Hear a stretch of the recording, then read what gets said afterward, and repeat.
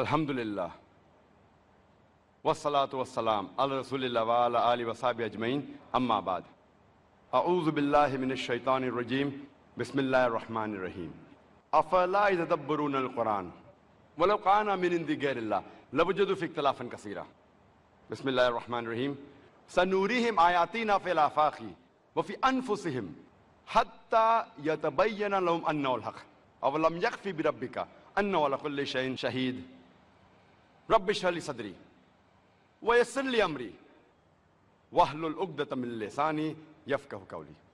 আমার গুরুজনেরা এবং প্রিয় ভাই বোনেরা, সবাইকে স্বাগত জানাই ইসলামিক সম্ভাষণে। আসসালামু আলাইকুম ওয়া রাহমাতুল্লাহি ওয়া বারাকাতুহু। আল্লাহ সুবহানাহু ওয়া তাআলার দয়া, শান্তি এবং করুণা সকলের উপর বর্ষিত হোক। আজকের সন্ধ্যার আলোচনার বিষয়টা হচ্ছে কোরআন কি আল্লাহর বাণী? অনেকের মনে একটা ভুল ধারণা আছে যে ইসলাম হলো একটা নতুন ধর্ম যেটা এসেছে 1400 বছর আগে, আর নবী মুহাম্মদ সাল্লাল্লাহু আলাইহি সাল্লাম এই ধর্মের প্রতিষ্ঠাতা। সত্যি বলতে ইসলাম হলো সবচেয়ে প্রাচীন ধর্ম, যেটার শুরু হয়েছে পৃথিবীর প্রথম মানুষের সময়। আর নবী মুহাম্মদ সাল্লাল্লাহু আলাইহি সাল্লাম এই ধর্মের প্রতিষ্ঠাতা নন, তবে তিনি সর্বশেষ এবং চূড়ান্ত রাসূল, আল্লাহ সুবহানাহু ওয়া তাআলার সর্বশক্তিমান ঈশ্বরের, যাকে দেওয়া হয়েছে সর্বশেষ ও চূড়ান্ত বার্তা পবিত্র কোরআন। সকল নবীগণ যারা সর্বশেষ ও চূড়ান্ত নবী মুহাম্মদ সাল্লাল্লাহু আলাইহি সাল্লামের আগে এসেছিলেন, তাদেরকে একটা নির্দিষ্ট গোত্রের জন্য প্রেরণ করা হয়েছিল, আর সেই নবীকে ওই গোত্রের লোকদের জন্য মানা আবশ্যক ছিল একটা নির্দিষ্ট সময়ের জন্য। যেহেতু পূর্ববর্তী সব কিতাব নির্দিষ্ট একটা গোত্রের জন্য ছিল, নির্দিষ্ট সময়ের জন্য ছিল, আর তাদের অনেক মুজিজা দেখিয়েছেন পূর্ববর্তী নবীগণ, যেমন ধরেন সমুদ্রকে দুই ভাগ করা, মৃতকে জীবিত করা, এগুলো সেই সময়ের লোকদের সন্তুষ্ট করত। কিন্তু এখন আমাদের জন্য এগুলোর পরীক্ষা করার, যাচাই করার কোনো সুযোগ নাই। আর নবী মুহাম্মদ সাল্লাল্লাহু আলাইহি সাল্লামকে শুধু মুসলিম বা আরবদের জন্য প্রেরণ করা হয়নি। পবিত্র কোরআন বলছে সূরা আম্বিয়া অধ্যায় 21 আয়াত 107-এ, ওয়ামা আরসালনাকা ইল্লা রাহমাতাল লিল আলামিন, আমি আপনাকে প্রেরণ করেছি রহমত স্বরূপ সমগ্র সৃষ্টির জন্য, রহমত স্বরূপ সমগ্র মানবতার জন্য, রহমত স্বরূপ সারা পৃথিবীর জন্য। যেহেতু নবী মুহাম্মদ সাল্লাল্লাহু আলাইহি সাল্লাম শুধু মুসলিম বা আরবদের জন্য ছিলেন না, তিনি ছিলেন সমগ্র মানবতার জন্য, আর ছিলেন সর্বশেষ নবী। যে মুজিজা তাকে দেওয়া হয়েছে সেটা সর্বকালের জন্য, আর তার এই মুজিজা সে সময়ের লোকদের সন্তুষ্ট করেছে, বর্তমানেও এবং ভবিষ্যতেও করবে। যেহেতু তিনি সর্বশেষ নবী, তার মুজিজাও সর্বকালের জন্য সবাইকে সন্তুষ্ট করবে, আর যাচাই করা যাবে শেষ দিন পর্যন্ত। যদিও নবী মুহাম্মদ সাল্লাল্লাহু আলাইহি সাল্লাম তিনি তখন নিজে শত শত মুজিজা দেখিয়েছেন, তবে সেগুলোর প্রতি গুরুত্ব দেননি। আর সমগ্র মুসলিম জাতি আমরা গর্ব করি তার চূড়ান্ত মুজিজার, সেটা হচ্ছে পবিত্র কোরআন, যেটা সর্বশেষ এবং চূড়ান্ত বার্তা আল্লাহ সুবহানাহু ওয়া তাআলার সর্বশক্তিমান ঈশ্বরের সর্বশেষ এবং চূড়ান্ত নবী মুহাম্মদ সাল্লাল্লাহু আলাইহি সাল্লামের প্রতি। এটা হচ্ছে সর্বকালের জন্য অলৌকিক। এটা সেই সময়ের লোকদের সন্তুষ্ট করেছে, এখনো সন্তুষ্ট করছে এবং শেষ দিন পর্যন্ত করবে। এটা সেই সময় পরীক্ষা এবং যাচাই করা গেছে, এখনো যাচাই করা যাবে এবং ইনশাআল্লাহ এটাকে যাচাই এবং পরীক্ষা করা যাবে শেষ দিন পর্যন্ত। এ কারণেই এটা হচ্ছে অলৌকিকের অলৌকিক। এটা সর্বকালের জন্য অলৌকিক। এটা সেই সময়ের লোকদের সন্তুষ্ট করেছে, এখনো সন্তুষ্ট করছে এবং শেষ দিন পর্যন্ত করবে। এটা সেই সময় পরীক্ষা এবং যাচাই করা গেছে, এখনো যাচাই করা যাবে এবং ইনশাল্লাহ এটাকে যাচাই এবং পরীক্ষা করা যাবে শেষ দিন পর্যন্ত। এ কারণেই এটা হচ্ছে অলৌকিকের অলৌকিক। আর কোরআন সম্পর্কে বললে যে কোনো মানুষ যার কোরআন বিষয়ে কিছুটা জানা আছে, হোক মুসলিম বা অমুসলিম, এটা স্বীকার করবে যে কোরআন যে মানুষটি প্রথম তেলাওয়াত করেছিলেন তার নাম মুহাম্মদ সাল্লাল্লাহু আলাইহি সাল্লাম। তিনি জন্মগ্রহণ করেছিলেন আরবের মক্কাতে। আর এই বিষয়টাতে কারো দ্বিমত নাই। যে কোনো লোক যার কোরআন বিষয়ে একটু জ্ঞান আছে, হোক সে মুসলিম অথবা অমুসলিম। এখন যদি আমরা কোরআনের উৎসের ব্যাপারে আসি, অনেক যুক্তি, উত্তর, অনুমান ইত্যাদি রয়েছে। এগুলোকে তিনটি শ্রেণীতে ভাগ করা যায়। প্রথমটা হচ্ছে নবী মুহাম্মদ সাল্লাল্লাহু আলাইহি সাল্লাম, তিনি সচেতনভাবে, অর্ধচেতনভাবে অথবা অচেতনভাবে কোরআনের লেখক। দ্বিতীয় প্রকার হচ্ছে নবী মুহাম্মদ কোরআন রচনা করেছেন অন্য কোনো উৎস থেকে বা নকল করেছেন অন্য কোনো ধর্মগ্রন্থ থেকে, চুরি করেছেন তিনি। তৃতীয় প্রকার হচ্ছে এর কোনো মানবীয় লেখক নেই, মানবীয় উৎস নেই, বরং আক্ষরিক অর্থেই সর্বশক্তিমান আল্লাহ তাআলার বাণী। কোরআনের উৎসের ব্যাপারে যে কোনো ধারণায় হোক এই তিন শ্রেণীর মধ্যেই পড়বে। সেটা শর্তটা মতামত থাক, এই তিন প্রকারের মধ্যেই সেটা পড়বে। আজকে আমরা পরীক্ষা আর যাচাই করব বিভিন্ন মানুষের দেওয়া বিভিন্ন অনুমান আর মতামতের। সবগুলো বলার হয়তো সময় হবে না, যেহেতু সময় খুবই সীমিত। আমি আলোচিত আর গুরুত্বপূর্ণ মতামতগুলো নিয়ে এখানে শুধু কথা বলবো। প্রথমে দেখব নবী মুহাম্মদ সাল্লাল্লাহু আলাইহি সাল্লাম কি কোরআনের রচয়িতা হতে পারেন? হতে পারে সচেতন, অর্ধচেতন বা অবচেতন ভাবে। এটা হচ্ছে খুবই অযৌক্তিক যে কোনো ব্যক্তি স্বীকার করবে না বা কেউ বলবে না এমন কোনো বিখ্যাত কাজ করার পর, হোক সেটা সাহিত্য অথবা বিজ্ঞান, যা কিছু এমন বিষয় বলেছেন ইসলামের সমালোচকেরা। তারা বলে নবী মুহাম্মদ সাল্লাল্লাহু আলাইহি সাল্লাম কোরআনের রচয়িতা। কখনোই নবীজি এই ব্যাপারটা দাবি করেননি যে তিনি কোরআনের রচয়িতা ছিলেন বা একটা শব্দ রচনা করেছেন, কখনোই দাবি করেননি। তিনি দাবি করেননি যে কোরআন তিনি নিজে রচনা করেছেন। আর কোরআন হচ্ছে আরবি ভাষার শ্রেষ্ঠ কাজ। তাহলে কেন একজন ব্যক্তি এই শ্রেষ্ঠ কাজের কৃতিত্বটা নেবেন না? কেন মিথ্যে বলবেন? ইতিহাস আমাদের বলে বাল্যকাল থেকে নবুয়ত লাভ করা পর্যন্ত, 40 বছর বয়স পর্যন্ত মুহাম্মদ সাল্লাল্লাহু আলাইহি সাল্লাম একটা মিথ্যে কথাও কখনো বলেননি। একটা মিথ্যের প্রমাণ নেই, জীবনে তিনি মিথ্যে বলেননি একটাও। আর নবুয়ত পাওয়ার আগে তিনি পরিচিত ছিলেন সত্যবাদী, সৎ মানুষ আর দানশীল হিসেবে। তাকে বলা হতো আল-আমিন। শত্রুরা, বন্ধুরা সবাই তাকে বলতো সত্যবাদী। অনেক দৃষ্টান্ত আছে, এমনকি সেসব লোকও নবীজির নবুয়ত লাভের পর তারা বলতো সে মিথ্যে বলছে।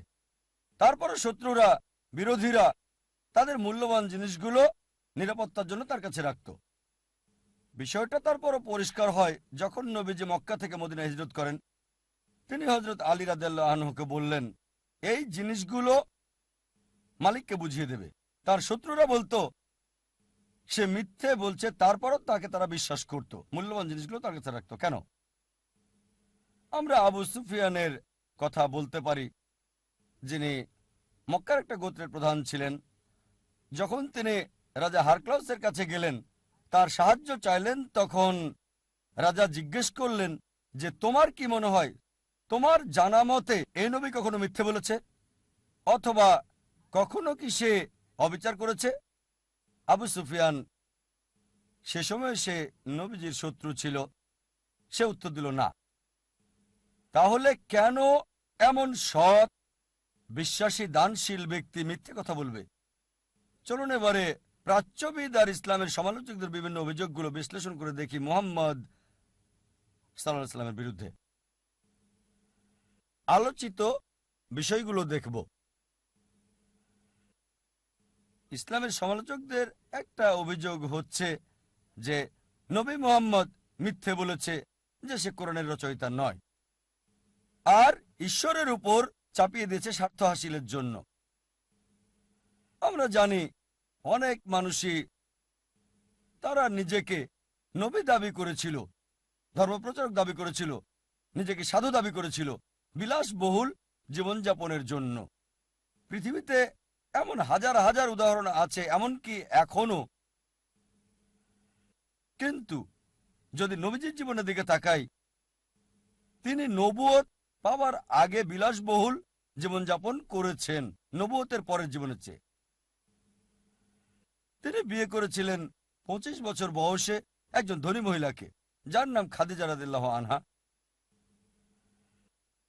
আর নবুয়ত পাওয়ার পরের জীবনটা ছিল তার খুবই কষ্টের। যদি চাইতেন, নবুয়তের পর তার জীবন আরো বিলাসবহুল হতো, যেমনটা এখনকার নবী আর সাধু দাবিকারীদের ক্ষেত্রে দেখা যায়। এছাড়াও অনেক সহিহ হাদিসে আমরা দেখতে পাই, নববীর হাদিস সহ রিয়াদুস সালেহিন 492 নম্বর হাদিস, যে তার একজন স্ত্রী হযরত আয়েশা রাদিয়াল্লাহু আনহা, তিনি বললেন যে এমনও সময় ছিল যখন চুলায় কোনো আগুন জ্বলতো না 1 মাস বা 2 মাসের জন্য। তার মানে এই 1 মাস বা 2 মাস রান্না করার মতো কিছু ছিল না। আর আমরা কিছু খেজুর এবং পানি খেতাম, মাঝে মাঝে প্রতিবেশীদের দেওয়া দুধ। এরকম অনেক উদাহরণ রয়েছে। এমনকি কোরআনের আয়াতও রয়েছে যে তার জীবনটা খুবই সাধারণ ছিল। সব ক্ষমতা থাকার পরও তিনি নেতা ছিলেন, চাইলে আরবের সবচেয়ে বিলাসবহুল জীবনযাপন তিনি করতে পারতেন। এ কারণে কোনো এক সময় আমাদের নবীজির স্ত্রীগণ তখন প্রতিবাদ করলেন আর বললেন, আমরা এমন জীবনযাপন করব কেন আমাদের এত বিলাসিতার সুযোগ থাকার পরও? সাথে সাথে আল্লাহ সুবহানাহু ওয়া তাআলা আয়াত নাজিল করলেন, সূরা আহজাব অধ্যায় 33 আয়াত 28 ও 29। বলা হয়েছে, হে নবী, আপনার সাথীদের বলুন, স্ত্রীদের বলুন, যদি তারা চায় এই দুনিয়ার সুখ, চাকচিক্য চায়, আমি তোমাদের মুক্ত করে দেব। তোমরা তা করতে পারো, আমি তোমাদের অনেক সম্পদ দেব। কিন্তু যদি আখিরাতের জীবন চাও, তাহলে সেটা আখিরাতের তোমাদের দেওয়া হবে। তার মানে তার স্ত্রীগণের আপত্তি, কেন এমন সাধারণ জীবনযাপন করব যেখানে করতে পারি উন্নত জীবনযাপন? সাথে সাথে ওহী নাজিল হলো। তারপর স্বাভাবিকভাবে নবীজির স্ত্রীগণ ক্ষমা চাইলেন এবং আখিরাতের জীবনটাকেই প্রাধান্য দিলেন। আমরা আরো দেখতে পাই রিয়াদুস সালেহিনের হাদিস, হাদিস নাম্বার 465 ও 466। হযরত বিলাল রাদিয়াল্লাহু আনহু বললেন যে যখনই নবীজি কোনো উপহার গ্রহণ করতেন, কখনোই নিজের জন্য তিনি রাখতেন না, ভবিষ্যতের জন্য রাখতেন না, গরিবদের মাঝে বিলিয়ে দিতেন। আর এটা উল্লেখ আছে পবিত্র কোরআনে, সূরা বাকারা অধ্যায় 2 আয়াত ৭৯। فويل للذين يكتبون الكتاب بأيديهم ثم يقولون هذا من عند الله ليشتروا به ثمنا قليلا فويل لهم مما كتبت أيديهم وويل لهم مما يكسبون। অভিশাপ তাদের উপর যারা নিজ হাতে কিতাব রচনা করে আর বলে এটা আল্লাহর পক্ষ হতে, ঈশ্বরের পক্ষ হতে, করে অতি নিকৃষ্ট মূল্য লাভের জন্য। অভিসম্পাদ তার জন্য যা তারা লেখে, অভিসম্পাদ তার জন্য যা লাভ করে থাকে। এখন চিন্তা করেন, যদি নবীজি মিথ্যে কথা বলতেন যে এই বই আল্লাহর নিকট হতে না, আসলে তিনি রচনা করতেন, খুবই সম্ভাবনা ছিল একদিন তা প্রকাশ পাবে। দেখা যাবে নিজের বইয়ে নিজেকে অভিশাপ দিচ্ছেন। অভিশাপ তাদের উপর যারা নিজ হাতে কিতাব রচনা করে আর বলে এটা আল্লাহর পক্ষ হতে। যদি তিনি নিজে কোরআন রচনা করতেন আর বলতেন সর্বশক্তিমান ঈশ্বরের পক্ষ হতে, তাহলে কখনোই এমন কথা উল্লেখ করতেন না। কিছু সমালোচক বলে থাকেন যে মুহাম্মদ নিজে কিতাব রচনা করে আল্লাহর নাম দিয়েছে, কারণ সে সুনাম, মর্যাদা, খ্যাতি আর নেতৃত্ব চেয়েছিল। মাইকেল এইচ হার্টের মতে তার বইয়ে লিখেছেন মানব ইতিহাসের সবচেয়ে প্রভাবশালী ১০০ ব্যক্তির নাম, আর সবার ব্যাপারেই তিনি বিশ্লেষণ করেছেন আদম আলাইহিস সালাম থেকে শুরু করে বর্তমান সময় পর্যন্ত। তিনি নবী মুহাম্মদ সাল্লাল্লাহু আলাইহি সাল্লামকে ১ নম্বরে রেখেছেন মানব ইতিহাসের সবচেয়ে প্রভাবশালী ব্যক্তি হিসেবে। তাই তিনি নেতা হতে চাইলে দাবি করতেন না যে কোরআন ঈশ্বরের পক্ষ থেকে, আসলে যদি তিনি রচনা করতেন। আর মাইকেল এইচ হার্ট কারণ দেখিয়েছেন প্রত্যেকের জন্য কেন ১ নম্বর, ২ নম্বর, ৩ নম্বরে দিয়েছেন। আর বায়োগ্রাফির শেষ দিকে তিনি লিখেছেন এটা প্রশ্নাতীত সততা এবং ধর্মীয় প্রভাব যা নবী মুহাম্মদ সাল্লাল্লাহু আলাইহি সাল্লামকে সন্দেহাতীতভাবে ১ নম্বরে নিয়ে এসেছে, যিনি মানব ইতিহাসে সবচেয়ে বেশি প্রভাব বিস্তার করেছিলেন। নবী মুহাম্মদ সাল্লাল্লাহু আলাইহি সাল্লাম যদি চাইতেন খ্যাতি, যশ, ক্ষমতা, নেতৃত্ব, তিনি তা পেতেন। তার মধ্যে সব গুণই ছিল। মিথ্যে বলে কোরআনকে সর্বশক্তিমান ঈশ্বরের প্রতি আরোপের দরকার ছিল না। তার সব সম্ভাবনাই ছিল। যদি যৌক্তিকভাবে দেখেন, যদি কেউ ক্ষমতা, খ্যাতি, নেতৃত্ব, যশ, মর্যাদা চায়, পাশাপাশি তার সাথে ভালো খাবার, সুন্দর পোশাক, সুন্দর বাসস্থান, মনোরম প্রাসাদ, নিরাপত্তা ইত্যাদিও থাকে। কিন্তু যদি নবীজি মুহাম্মদ সাল্লাল্লাহু আলাইহি সাল্লামের জীবনী দেখেন, নিজে কাপড় ধুতেন, নিজের জুতো মেরামত করতেন, দুধ দোয়াতেন আর গৃহস্থালির সমস্ত কাজ নিজেই করতেন। তিনি মাটিতে বসে খেতেন। তিনি যখন যেতেন বাজারে, সাথে কোনো দেহরক্ষী থাকতো না। সরলতা এবং নম্রতার বিরল দৃষ্টান্ত ছিলেন তিনি। যে কেউ তাকে দাওয়াত করত, হোক সে দরিদ্র মানুষ, তিনি দাওয়াত গ্রহণ করতেন, আর যে সমস্ত খাবার দেওয়া হতো তিনি খেতেন। এইসব কারণে তার শত্রুরাও বলা বলি করত, যা পবিত্র কোরআনে বলা আছে। সূরা তাওবা অধ্যায় ৯ আয়াত ৬১। আর সে সবার কথাই শোনে। রাগান্বিত হয়ে বলতো, আরে কেমন লোক, সে সবার কথাই শোনে, ধনী বা গরিব, সবার কথা।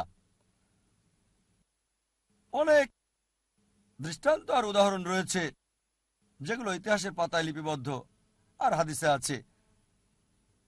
এমন একটা ঘটনা আছে, তা হলো আরব মুশরিকদের একজন প্রতিনিধি, নাম হলো উতবা। সে নবীজির কাছে এসে বলল যে আরবের সব সম্পদ আপনাকে দিয়ে দেব, আমরা আরবের সবচেয়ে ধনী লোক বানাবো আপনাকে, আপনি চাইলে আমাদের নেতা বানাবো, আপনাকে রাজা বানাবো, বিনিময়ে আপনাকে যা করতে হবে তা হলো এই কথা প্রচার থেকে বিরত থাকবেন যে আল্লাহ এক। যদি নবীজি নেতৃত্ব চাইতেন, যদি রাজা হতে চাইতেন, প্রস্তাব গ্রহণ করতে পারতেন, সহজ ছিল। অনেক ঘটনা রয়েছে যখন আরবের মুশরিকরা তার চাচা আবু তালিবকে বলল যে তোমার ভাতিজাকে বিরত হতে বলো, বিশ্বভ্রাতৃত্বের আহ্বান আর এক ঈশ্বর থেকে। নবীজি চাচাকে উত্তর দিলেন, যদি তারা আমার ডান হাতে সূর্য আর বাম হাতে চাঁদ এনে দেয়, আমি বিরত হব না সত্য প্রচারে। আমি সত্য প্রচারে থামব না যতদিন আমার জীবন আছে। অথবা আল্লাহ যদি না চান। এক সময় নবীজির ছেলে ইব্রাহিম মারা গেলেন, আর তখন সূর্যগ্রহণ হচ্ছিল। লোকজন বলা বলি করল, আহ, এটা ঈশ্বরের নিদর্শন, সূর্য বিষণ্ণ হচ্ছে, কারণ একজন মারা গেছে, সে হচ্ছে নবী মুহাম্মদ সাল্লাল্লাহু আলাইহি সাল্লামের ছেলে।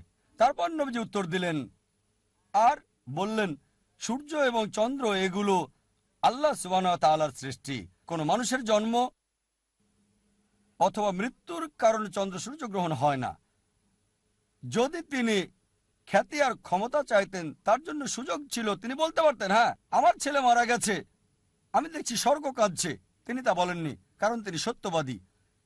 কিছু সমালোচক তারা বলে নবী মুহাম্মদ সাল্লাল্লাহু আলাইহি সাল্লাম নাউজুবিল্লাহ কোরআনকে আরোপ করেছিলেন ঈশ্বরের প্রতি, কারণ তিনি আরবদের একত্রিত করতে চেয়েছিলেন। আর এটা আরব ইউনিটি এবং লিবারেশন থিওরি হিসেবে পরিচিত। অনেক থিওরির কথাই বলেছে সমালোচক আর প্রাচ্যবাদীরা। পবিত্র কোরআনে এমন একটা আয়াত নেই যেটা বলে বা ইশারা ইঙ্গিতে বলেছে আরব ঐক্যের কথা। একটাও নেই। একটা তো কোনোভাবেই বলছে না ঐক্যের ব্যাপারে বা আরবদের স্বাধীনতার ব্যাপারে। কোরআনে উম্মার কথা আছে, জাতির কথা, সমগ্র মানব জাতির। আর একজন মানুষের উপর আরেকজন মানুষের শ্রেষ্ঠত্বের বৈশিষ্ট্য জাতের ভিত্তিতে নয়, বর্ণের ভিত্তিতে নয়, সম্পদের নয়, লিঙ্গের ভিত্তিতে নয়, এটা তাকওয়ার ভিত্তিতে।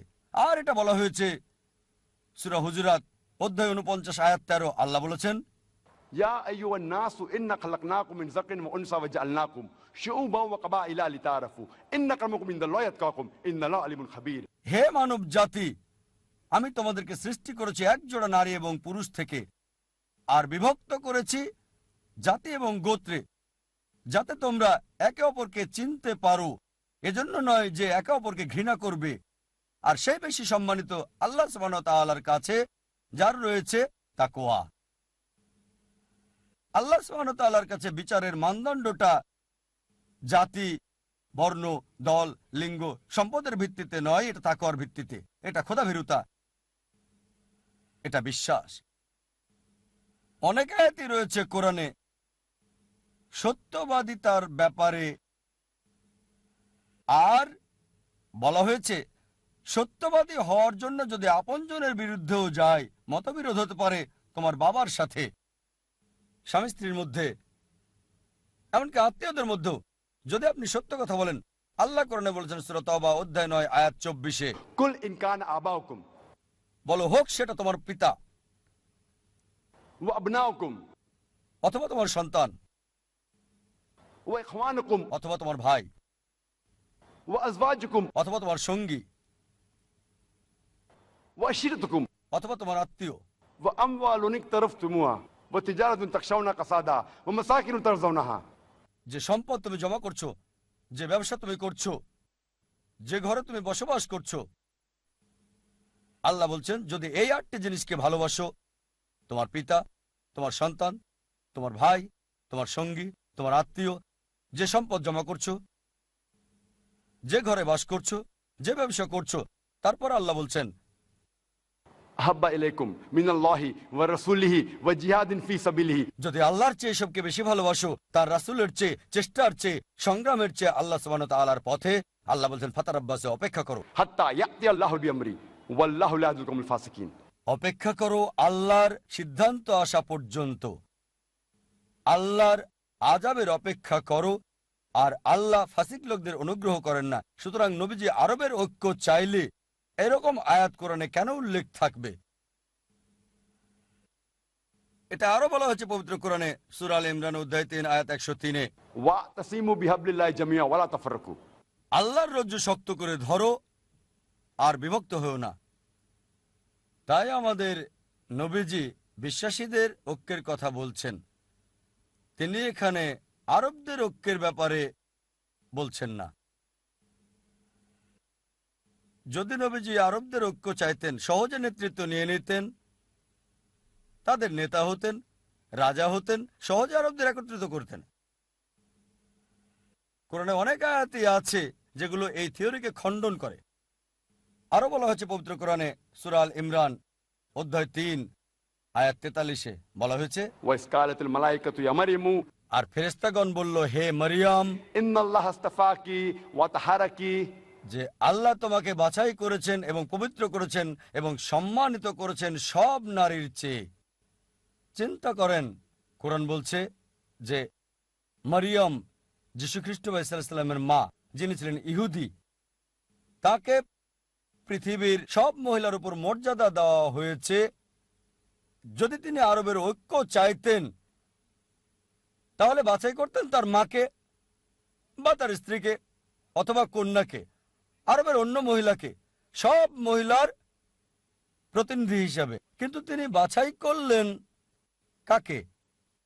মা মরিয়মকে, যিনি হলেন ঈসা আলাইহিস সালামের মা, সকল মহিলাদের উপর যাকে মর্যাদা দেওয়া হয়েছে। আর এর কারণটা পরবর্তী আয়াতে বলা হয়েছে, সূরা আল ইমরান অধ্যায় 3 আয়াত 45, যে এটা সর্বশক্তিমান ঈশ্বরের পক্ষ থেকে প্রেরণা। তার কোনো পছন্দ নেই, তার পছন্দ অপছন্দের কোনো সুযোগ নেই, কারণ এই ওহী আল্লাহ সুবহানাহু ওয়া তাআলার পক্ষ থেকে।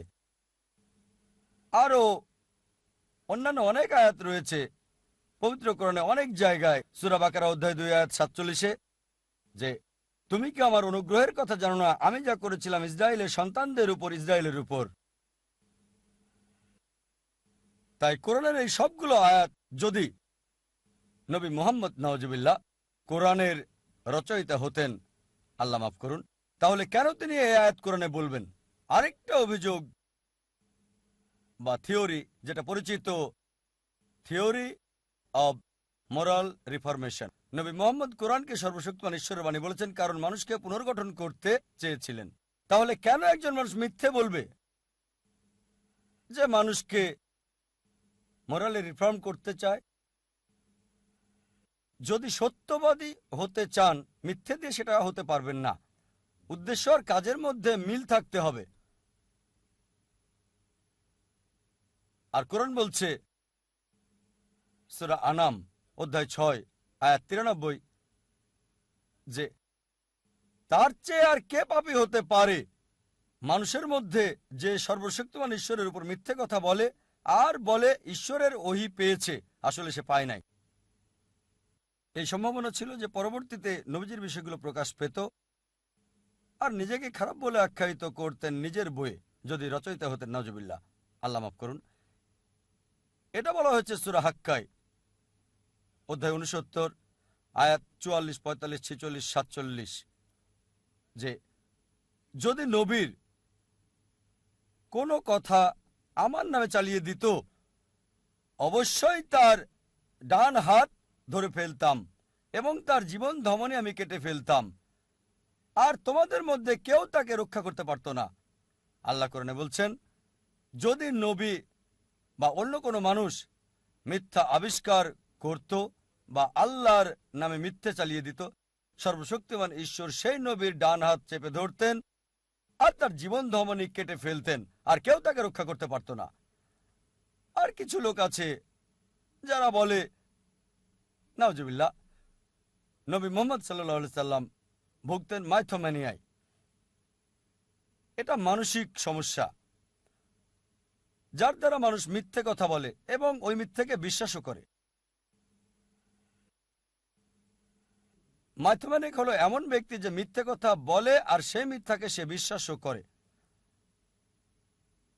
আর একজন মনোবিজ্ঞানী তাকে চিকিৎসা করে কিছু বাস্তবতা দিয়ে। ধরেন কেউ বলল যে আমি রাজা, চিকিৎসক তাকে বলবে না যে তুমি ঘোরে আছো, চিকিৎসক বলবে তুমি রাজা, তাহলে রানী কোথায়? তখন মাইথোম্যানিক বলবে রানী তার মায়ের প্রাসাদে গেছে। তোমার মন্ত্রী কোথায়? মন্ত্রী মারা গেছে। দেহরক্ষীরা কোথায়? আপনি যত তাকে বাস্তবতার মুখোমুখি করবেন তখন সে বলবে যে আমি রাজা নই। আর যদি আপনি কোরআন দেখেন, কোরআন বাস্তবতার কথা বলে, বাস্তবতার উদাহরণ দিতে থাকে, বাস্তবতার। তাই কোরআন হলো মাইথোম্যানিয়াকদের জন্য চিকিৎসা। এটা মাইথোম্যানিয়াক রোগীর লেখা বই নয়, নাউজুবিল্লাহ। এছাড়াও আরো কিছু সমালোচক যারা বলে আর বিশ্বাস করে ধর্মীয় ইলিউশন থিওরিতে, বলে যে নবী মুহাম্মদ সাল্লাল্লাহু আলাইহি সাল্লাম কোরআন রচনা করেছেন তার জ্ঞানে, অভিজ্ঞতা থেকে, বিভিন্ন ঘটনা, পারিপার্শ্বিকতা না জেনে নিজেই কোরআন রচনা করেছেন। অনেকে বলে নাউজুবিল্লাহ, আল্লাহ মাফ করুন, তিনি পাগল ছিলেন। এখন যে লোকের মোহ আছে অথবা কোনো পাগল ব্যক্তির পক্ষে এত সুশৃঙ্খল আর সুষ্ঠুভাবে দৃঢ় থাকা 22 বছরের বেশি সময় সম্ভব না। কোরআন এক সময়ে বা একদিনে বা এক মুহূর্তে নাজিল করা হয়নি, এটা 22 বছরের বেশি সময়ে নাজিল করা হয়েছে। কোনো ব্যক্তি যার মোহ আছে বা মানসিক রোগের পক্ষে 22 বছরের বেশি সময় দৃঢ় থাকা সম্ভব নয়। অনেক উপলক্ষই আছে, যেমন ধরেন সূরা কাহফ অধ্যায় 18 আয়াত 22, যখন লোকজন গুহাবাসীর ব্যাপারে প্রশ্ন করত বা জুলকারনাইন সম্পর্কে, তিনি বলতেন আগামীকাল তোমাকে বলবো। কিন্তু নবীজি পরদিন উত্তর দিতে পারেননি। তাকে 15 দিন পর্যন্ত অপেক্ষা করতে হয়েছে, যতক্ষণ না সূরা কাহফ নাজিল হয় অধ্যায় 18 আয়াত 23 এবং 24, যে হে নবী, কখনো তুমি কোনো কথা নিজে বলো না ইনশাল্লাহ ছাড়া, যদি আল্লাহ চান। চিন্তা করেন, 15 দিন নবীজি টেনশনে ছিলেন, চিন্তিত ছিলেন, কেন ওহী আসছে না আমার কাছে। তারপর আল্লাহ ওহী পাঠালেন যে কখনো বলো না আমি আগামীকাল বলবো ইনশাল্লাহ ছাড়া, মানে যদি আল্লাহ চান, যদি ঈশ্বর চান। যদি তিনি নিজে কোরআন লিখতেন, সাথে সাথে উত্তর দিতেন বা পরবর্তীতে উত্তরটা দিতেন। আর দেরি হওয়ার কারণে অনেকে ইসলাম ধর্ম গ্রহণ করেছিল। তারা বুঝেছিল এটা কোনো মানুষের রচনা হতে পারে না, এটা অবশ্যই ঐশ্বরিক বাণী। আর এই আয়াত এখন আমরা পবিত্র কোরআনে দেখতে পাই। যদি তিনি নিজে রচনা করতেন, তাহলে কেন তিনি এই আয়াত উল্লেখ করবেন কোরআনে? এর মানে নবী মুহাম্মদ সাল্লাল্লাহু আলাইহি ওয়াসাল্লাম নাউজুবিল্লাহ পাগল ছিলেন না, মোহে ছিলেন না। আরেক শ্রেণীর মানুষ যারা বলে নবী মুহাম্মদ সাল্লাল্লাহু আলাইহি ওয়াসাল্লাম নাউজুবিল্লাহ পাগল ছিলেন, যখন বলবেন কিভাবে পাগল ছিলেন, তারা বলবেন না আসলে মিথ্যাবাদী। প্রমাণ করবেন মিথ্যাবাদী না, তখন তারা বলে দুটোই ছিল। একজন মানুষ হয় পাগল হবে, না হয় মিথ্যাবাদী, কখনো দুটোই হতে পারে না। কারণ একজন পাগলকে যখন প্রশ্ন করবেন, সাথে সাথে উত্তর দিবে, হোক যৌক্তিক বা অযৌক্তিক। একজন মিথ্যাবাদী চিন্তা করবে, চেষ্টা করবে আর সঠিক উত্তর দেবে। তাই দুটো হচ্ছে সাংঘর্ষিক। আমরা জানি নবী তিনটার কোনোটাই ছিলেন না, পাগলও ছিলেন না, মিথ্যাবাদীও না, কোনোটাই ছিলেন না। তাই এই সবগুলো উত্তর থেকে নিশ্চিত ভাবে আমরা বলতে পারি নবী মুহাম্মদ সাল্লাল্লাহু আলাইহি ওয়াসাল্লাম কোরআন রচনা করেননি। এবার দ্বিতীয় ক্যাটাগরি নিয়ে বলি, যে নবীজি কোরআন অন্য উৎস থেকে শিখেছিলেন বা নকল করেছেন, অথবা অন্য ধর্মগ্রন্থ থেকে তিনি চুরি করেছিলেন। বিভিন্ন ধরনের অভিযোগ করে থাকে অমুসলিমরা আর ইসলামের সমালোচকেরা যে নবী মুহাম্মদ কোরআন শিখেছিলেন একজন রোমান কামারের কাছে, সে মক্কার নিকটে বাস করত।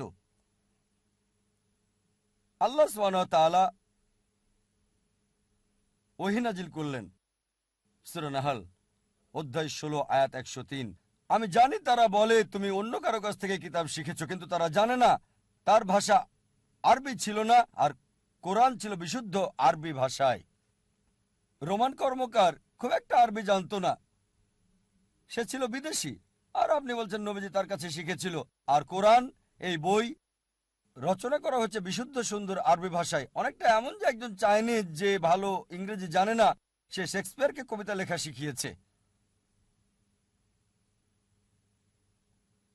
আরেকটা অভিযোগ যে নবীজি মুহাম্মদ সাল্লাল্লাহু আলাইহি ওয়াসাল্লাম কোরআনের বিষয়গুলো জেনেছিলেন ওরাকার নিকট। ওরাকা ইবনে নফল নবীজির স্ত্রী হযরত খাদিজা রাদিয়াল্লাহু আনহার আত্মীয়। তবে ইতিহাস পড়লে জানা যায় যে নবী মুহাম্মদ সাল্লাল্লাহু আলাইহি সাল্লামের ওরাকার সাথে সাক্ষাৎ হয়েছে মাত্র 2 বার। প্রথমটা নবুয়ত পাওয়ার আগে, নবীজি ইবাদত করছিলেন কাবায়, ওরাকা তখন নবীজির কপালে চুমু দিয়েছিলেন। দ্বিতীয়বার যখন নবীজির কাছে প্রথম ওহী আসলো, নবীজিকে পবিত্র আর পরিচ্ছন্ন করা হয়েছিল, তার স্ত্রী ওরাকার কাছে নিয়ে গেছিলেন। জীবনে মাত্র দুইবার। প্রথম ওহী নাজিল হওয়ার পরই, প্রথম ওহী নাজিলের 3 বছর পর সে মারা যায়। আর এই কোরআন নাজিল হয়েছে 22 বছরের বেশি সময়। চিন্তা করুন, দুইবার সাক্ষাৎ হয়েছে, তার কাছে শিক্ষা নেওয়া কিভাবে সম্ভব? সেই লোক মারা যায় সর্বশেষ সাক্ষাতের 3 বছর পর, ওহী নাজিলের পর। সুতরাং এটা অযৌক্তিক যে ওরাকার কাছে শিখেছিলেন। ওরাকা ছিলেন আরব খ্রিস্টান, আরবের ছিলেন, তবে ধর্মান্তরিত খ্রিস্টান। তাই এটা নিশ্চিত নবীজি তার কাছে শেখেননি। কিছু লোক আছে যারা বলে যে নবীজি কোরআন শিখেছিলেন ইহুদি আর খ্রিস্টানদের কাছে যখন তাদের সাথে ছিলেন। আমরা জানি যে নবীজি দাওয়াত দিয়েছিলেন ইহুদি খ্রিস্টানদের মদিনা যাওয়ার পর, ওহী নাজিলের 13 বছর পরে। তাই তাদের কাছে শেখার দাবি অযৌক্তিক। আর বিভিন্ন আলোচনায় আমাদের নবীজি বিভিন্ন তথ্য দিয়ে তাদের সাহায্য করতেন। আর অনেক লোকেরা যাদের সাথে তিনি কথা বলতেন তাদের অনেকে ইসলামে এসেছিল। তাহলে নবীজি তাদের সাহায্য করতেন, তারা নবীজিকে সাহায্য করত না। আরও কিছু লোক আছে যারা বলে যে তিনি শিখেছিলেন আরবের বাইরে কারো কাছে। আর আমরা জানি নবী মুহাম্মদ সাল্লাল্লাহু আলাইহি সাল্লাম মক্কার বাইরে গিয়েছিলেন নবুয়ত লাভের আগে মাত্র 3 বার। একবার মদিনায় 6 বছর বয়সে, দ্বিতীয়বার 9 থেকে 11 বছরের মাঝে চাচার সাথে সিরিয়ায় ব্যবসার উদ্দেশ্যে, আর 25 বছর বয়সে গিয়েছিলেন সিরিয়াতে যখন তিনি হযরত খাদিজা রাদিয়াল্লাহু আনহার ব্যবসা দায়িত্ব নেন। মক্কার বাইরে গিয়েছেন শুধুমাত্র 3 বার। এখন যদি বলে তিনি মক্কার বাইরে গিয়েছেন 3 বার আর কোরআনের সবকিছু শিখেছেন 3 বারে, এটা অযৌক্তিক। আরও যদি দেখেন অন্য কারো কাছে কোরআন শিখার দাবিটা অযৌক্তিক, কারণ তিনি খুবই ব্যস্ত থাকতেন, সব সময় লোকজন তাকে ঘিরে রাখত, তিনি ব্যস্ত থাকতেন, লোকদের সাথে সময় দিতে হতো তাকে, এতই ব্যস্ত ছিলেন। কোরআন বলছে নবীকে বিশ্রাম দাও। তাই যদি কারো কাছে কোরআন শিখতেন অবশ্যই তা প্রকাশ পেয়ে যেত। তার শত্রুরা তাকে সব সময় চোখে চোখে রাখত। যদি গোপনে কারো সাথে দেখা করতেন অবশ্যই তা প্রকাশ পেত। এছাড়াও একটা বাস্তবতা যে নবীজি ছিলেন নিরক্ষর, এটাই যথেষ্ট এই সব অভিযোগ বাতিলের জন্য যে তিনি কোরআন নকল করেছিলেন। আর আল্লাহ পবিত্র কোরআনে বলেন, সূরা আনকাবুত অধ্যায় 29 আয়াত 48, যে তুমি তো এর আগে কোনো কিতাব পড়নি, কোরআন নাজিলের আগে অন্য কোনো বইও তুমি কখনো লেখনি এর আগে। তাহলে তো সন্দেহ পোষণকারীরা সন্দেহ করত, তার মানে সর্বশক্তিমান ঈশ্বর যিনি সব জানেন তিনি জানতেন যে লোকজন অভিযোগ তুলবে যে কোরআন নবীজি রচনা করেছেন। তিনি এটা জানতেন, তাই সর্বশেষ এবং চূড়ান্ত বার্তাবাহক নবী মুহাম্মদ সাল্লাল্লাহু আলাইহি ওয়াসাল্লাম ছিলেন নিরক্ষর, উম্মি। সমালোচকদের জন্য এই সুযোগ নেই, একটা অভিযোগ করার মতো কোনো সুযোগ নেই। আল্লাহ সামান্য কোনো সুযোগও দেন নাই অহংকারীদের জন্য, সামান্য সুযোগও রাখেননি যে কেউ হয়তো বলবে নবীজি কোরআন লিখেছেন। এটার উল্লেখ আছে সূরা আরাফ অধ্যায় 7 আয়াত 157। বলা হয়েছে যে তারা নিরক্ষর নবীর অনুসরণ করে, যার কথা তাদের গসপেলে উল্লেখ করা আছে, তাদের গ্রন্থে আছে। এখানে বলা হয়েছে নবীজি ছিলেন অশিক্ষিত, নিরক্ষর। আর আমরা দেখি অনেক ভবিষ্যৎবাণী আছে নবীজি সম্পর্কে ওল্ড টেস্টামেন্টে আর পাশাপাশি নিউ টেস্টামেন্টেও, বাইবেলের অনেক জায়গায় বলা হয়েছে। আর এটা স্পষ্টভাবে বলা হয়েছে বুক অব আইজায়া অধ্যায় 29 অনুচ্ছেদ 12, যে তাকে কিতাব দেওয়া হবে যে পড়তে জানে না। যখন তাকে বলা হবে পড়ো, এটা পড়ো, সে বলবে আমি পড়তে পারি না। ঠিক এই ব্যাপারটাই ঘটেছিল যখন প্রথম ওহী নাজিল হলো নবী মুহাম্মদ সাল্লাল্লাহু আলাইহি ওয়াসাল্লামের কাছে। যখন ফেরেশতা জিবরাইল বলল ইকরা, পড়ো, তিনি বললেন মা না বেকারি, আমি পড়তে পারি না। তাই একজন নিরক্ষর নবীর পক্ষে সম্ভব নয় নকল করা। আর ইতিহাস বলে যে প্রথম আরবি বাইবেল, আরবি ভার্সন, আরবি লেখা বাইবেলের অনুবাদ ছিল নবীজির জীবিত অবস্থায়। ওল্ড টেস্টামেন্টের প্রথম অনুবাদ লিখেছেন আর্কসাদিয়ন জিয়াস 900 শতাব্দীতে, প্রায় নবীজির মৃত্যুর 250 বছর পরে। প্রথম আরবি নিউ টেস্টামেন্ট লিখেছিলেন বা অনুবাদ করেছিলেন আরপেনিয়াস 1616 খ্রিস্টাব্দে, নবীজির মৃত্যুর 1000 বছর পরে। তাই এখানে বাইবেল থেকে নকল করার প্রশ্ন আসছে কি করে? অনেকেই আছে যারা বলে নবীজি নাউজুবিল্লাহ কোরআন বাইবেল থেকে নকল করেছেন। আর আমরা মানি যে কোরআন এবং বাইবেলের মধ্যে যথেষ্ট মিল রয়েছে। শুধু কোরআন এবং বাইবেলে যে যথেষ্ট মিল রয়েছে তার মানে এই নয় যে কোরআন বাইবেল থেকে নকল করা হয়েছে। এর সম্ভাব্য কারণ হয়তো দুটোরই উৎস এক। আমরা জানি সকল ঐশী গ্রন্থের উৎস এক, সর্বশক্তিমান ঈশ্বর। ধরেন একজন ছাত্র এ পরীক্ষায় সে বিজ্ঞানের বই থেকে নকল করেছে, স্টুডেন্ট বিও সে একই বই থেকে নকল করেছে। তার মানে এই নয় যে বি নকল করেছে এ কে অথবা এ করেছে বি কে, দুজনে নকল করেছে আসল উৎস বিজ্ঞানের বই থেকে। একইভাবে সব ওহির উৎস সর্বশক্তিমান ঈশ্বর। এছাড়াও কেউ যদি কিছু নকল করে সে কখনোই যার কাছ থেকে নকল করেছে তার নামটা লিখবে না। কোরআন নবী ঈসা আলাইহিস সালামকে যথাযথ সম্মান দিয়েছে। তিনি বাইবেল থেকে নকল করলে কেন তিনি ঈসা আলাইহিস সালামকে সম্মান দেখাবেন? যদি কেউ তার নিকট কারো কাছ থেকে নকল করে সে কখনোই বলবে না যে আমার প্রতিবেশী খুব ভালো বা বিজ্ঞানে খুবই মেধাবী। তাই যদি নবীজি বাইবেল থেকে নকল করেন কেন তিনি মুসা আলাইহিস সালাম বা ঈসা আলাইহিস সালাম আর সকল নবীকে সম্মান দেখাবেন? যদি তারা বলে যে কোরআন নকল করা হয়েছে বাইবেল থেকে কারণ অনেক ক্ষেত্রে মিল আছে, এখন যদি বলি যিশু বা ঈসা আলাইহিস সালাম নাউজুবিল্লাহ তিনি ওল্ড টেস্টামেন্ট থেকে নকল করেছেন কারণ অনেক মিল রয়েছে ওল্ড টেস্টামেন্ট এবং নিউ টেস্টামেন্টে, আমরা জানি মিল থাকার কারণ দুটোই একই উৎস থেকে এসেছে, মানে এক, সর্বশক্তিমান ঈশ্বর। আর আমরা ইসলামে 4টি ঐশী গ্রন্থের কথা জানি, তাওরাত, জাবুর, ইনজিল আর কোরআন। তাওরাত হলো সেই ওহী গ্রন্থ যা মুসা আলাইহিস সালামের উপর নাজিল হয়েছে, জাবুর হলো সেই ওহী গ্রন্থ যা দাউদ আলাইহিস সালামের উপর নাজিল হয়েছে, ইনজিল হলো সেই ওহী গ্রন্থ যা দেওয়া হয়েছে নবী সাল্লাল্লাহু আলাইহি সাল্লামকে, আর পবিত্র কোরআন হলো সর্বশেষ এবং চূড়ান্ত বার্তা যা দেওয়া হয়েছে সর্বশেষ বার্তাবাহক নবী মুহাম্মদ সাল্লাল্লাহু আলাইহি সাল্লামকে। যদিও সব ঐশী বাণী সবগুলো গ্রন্থ এসেছে কোরআনের আগে, সেগুলোর আসল রূপে নেই, বদলে গেছে, পরিবর্তন হয়ে গেছে, বদলানো হয়েছে। তারপরও ওইসব গ্রন্থের কিছু অংশ আসল রূপে রয়েছে। তাই যদি যাচাই করে দেখতে চান কোনটা সঠিক আর কোনটা ভুল, ফুরকান দিয়ে করতে হবে। সেটা হচ্ছে পবিত্র কোরআন। যদি কোরআনের সাথে মিলে যায় আমাদের কোনো সমস্যা নেই সেটাকে ঈশ্বরের বাণী বলে মেনে নিতে। অনেক মানুষই আছে যারা হয়তো জানে না বা জ্ঞান নেই কোরআন এবং বাইবেলের, তাহলে কিভাবে আমরা আলাদা করব কোনটা সঠিক বা কে কাকে নকল করছে? ভালো উপায় হচ্ছে বিজ্ঞানের পরীক্ষা। যদি আমরা এই দুটো গ্রন্থকে বিজ্ঞান দিয়ে পরীক্ষা করি আসল পার্থক্য আলাদা করতে পারবো। যখন আধ্যাত্মিকভাবে চিন্তা করি আমরা জানি যে কোরআন এবং বাইবেল হচ্ছে এক, কিন্তু যদি গবেষণা করে দেখি বা বিশ্লেষণ করলে দেখি অনেক পার্থক্য দুটোর মধ্যে আছে। যখন বাইবেল পড়ি এটা উল্লেখ আছে বাইবেলের ফার্স্ট বুকে, বুক অফ জেনেসিস অধ্যায় 1, যে সর্বশক্তিমান ঈশ্বর তিনি সৃষ্টি করেছেন স্বর্গ এবং পৃথিবী 6 দিনে, আর এই 6 দিন হলো 24 ঘন্টার দিন। এটা বাইবেলের ভাষায়।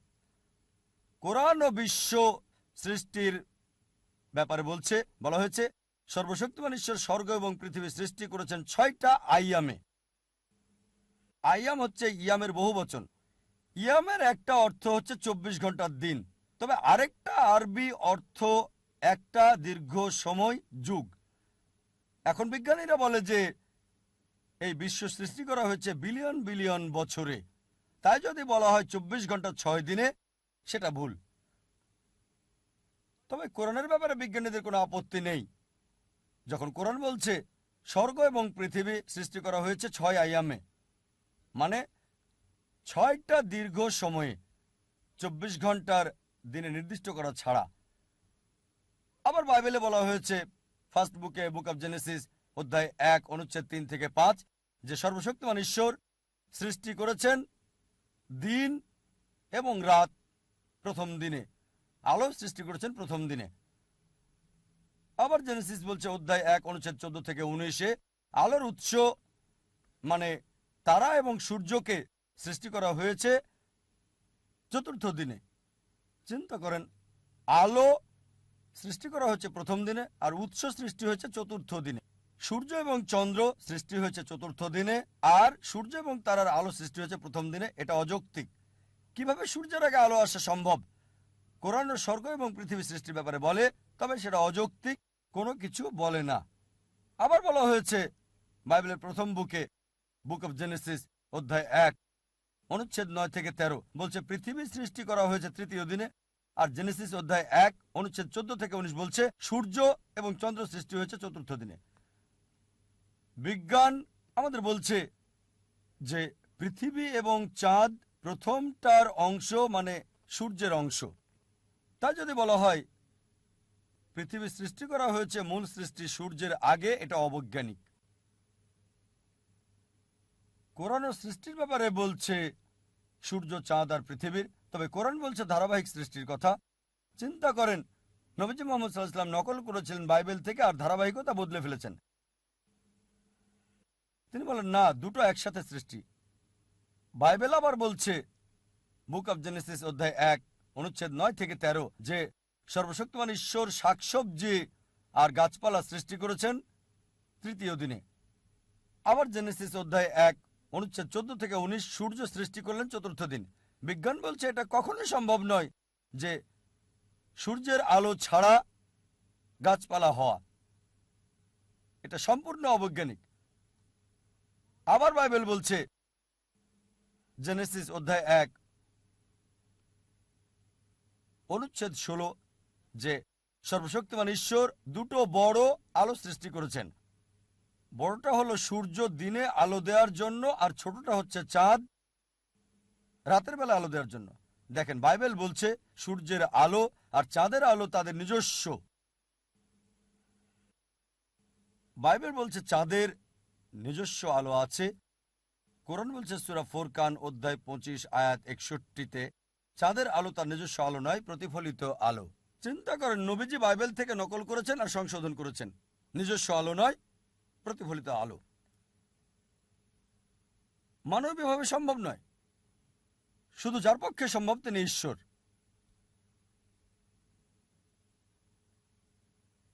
এমন অনেক বিষয় আছে যার উপর একটা লেকচার দেওয়া যাবে।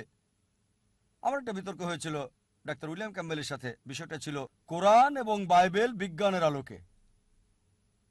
আর সেখানে বলেছি বাইবেলের অবৈজ্ঞানিক বিষয়গুলোর কথা এখানে বিস্তারিত বলার সময় নেই। অনেক অবৈজ্ঞানিক বিষয় উল্লেখ আছে বাইবেলে যেগুলো কোরআনের মধ্যে নেই। যেমন ধরেন, বাইবেল অনুযায়ী আদম আলাইহিস সালাম পৃথিবীতে এসেছিলেন ৫৮,০০০ বছর আগে। বিজ্ঞান আমাদের বলে মানুষের অস্তিত্ব এসেছে লক্ষ লক্ষ বছর আগে। কোরআন আদম আলাইহিস সালাম সম্পর্কে বলে, তবে নির্দিষ্ট কোনো তারিখ নাই। বাইবেল বলছে জেনেসিস অধ্যায় 6-7 আর 8-এ নূহ আলাইহিস সালাম এবং বন্যা সম্পর্কে বলা হয়েছে পুরো পৃথিবী পানির নিচে ছিল নূহের সময়ে। সেটা আনুমানিক 21-22 শতাব্দী বিসি। কোরআন নূহ আলাইহিস সালাম সম্পর্কে বলছে, তবে নির্দিষ্ট তারিখ দেয়নি। এমনকি বন্যা সম্পর্কেও বলছে, তবে বলা হয়েছে নির্দিষ্ট এলাকার বন্যার কথা। শুধু প্লাবিত করেছিল উম্মাকে, মুসা আলাইহিস সালামের অনুসারীদের, পুরো পৃথিবীকে নয়। এখন পুরাতত্ত্বের চিহ্ন আমাদের বলছে মিশরের 11 রাজা এবং ব্যাবিলনের 3য় রাজা শাসন ক্ষমতায় ছিলেন একটানা 21 এবং 22 খ্রিস্টপূর্ব পর্যন্ত। তাই পুরাণিক তত্ত্ব বলছে যে বাইবেলে যা বলা হয়েছে তা সম্পূর্ণ ভুল। এমন অনেক উদাহরণ আছে, শতটা বলতে পারেন, সব বলার সময় নেই। সুতরাং অবশ্যই এই কোরআন বাইবেল থেকে নকলও করা হয়নি, কোনো মানুষও রচনা করেনি। যা কোরআনে বলা হয়েছে সূরা সাজদা অধ্যায় 32 আয়াত 1-2 বলা হয়েছে তারা বলে সে তা রচনা করেছে। না, এটা তাদের প্রভুর নিকট থেকে সত্য। যাতে সে মানুষকে উপদেশ দিতে পারে যাদের কাছে আগে কোনো সতর্ককারী আসেনি। তাই আমরা সন্দেহাতীতভাবে বলতে পারি নবী মুহাম্মদ সাল্লাল্লাহু আলাইহি ওয়াসাল্লাম এই কোরআন রচনাও করেননি, তিনি নকল বা চুরি বা অন্য কোনো উৎস থেকে শিখেও আসেননি। এছাড়াও আমরা জানি পবিত্র কোরআন অন্যান্য ধর্মগ্রন্থের মতো না, বা অন্যান্য গল্পের বইয়ের মতো না যেগুলো মানুষে লিখেছে, যেগুলো নির্দিষ্ট শুরু রয়েছে। কোনো এক সময় শেয়াল আর আঙ্গুর, কোনো সময় নেকড়ে আর খরগোশ। যেমন বাইবেল বলছে শুরুতে ছিলেন ঈশ্বর। শুরুতে শব্দটা ছিল টিপিক্যাল। প্রত্যেক গল্পের বইয়ের ধারাবাহিকতা আছে। ধারাবাহিকতা দেখবেন শুরু এবং শেষ, একটা ক্রম ও ধারা। কিন্তু কোরআন একক। প্রথম নাজিল হওয়া কোরআনের আয়াত ইকরা, প্রথম অধ্যায় নয়, অধ্যায় 1 না, এটা অধ্যায় 96 সূরা ইকরা সূরা আলাক আয়াত 1। এর কোনো ধারাবাহিকতা নেই। এটা আদম আলাইহিসসালামকে দিয়ে শুরু হয় নাই, আর এভাবে ধারাবাহিকভাবে নূহ আলাইহিসসালাম, মুসা আলাইহিসসালাম, তারপর ঈসা আলাইহিসসালাম, তারপর মুহাম্মদ সাল্লাল্লাহু আলাইহি ওয়াসাল্লাম না। এটার একক বৈশিষ্ট্য আছে। এটা মানুষের মন অনুযায়ী কাজ করে নাই, কারণ এর রচনাকারী কোনো মানুষ নয়। এছাড়াও অনেক অজ্ঞাত বিষয় কোরআনে রয়ে গেছে।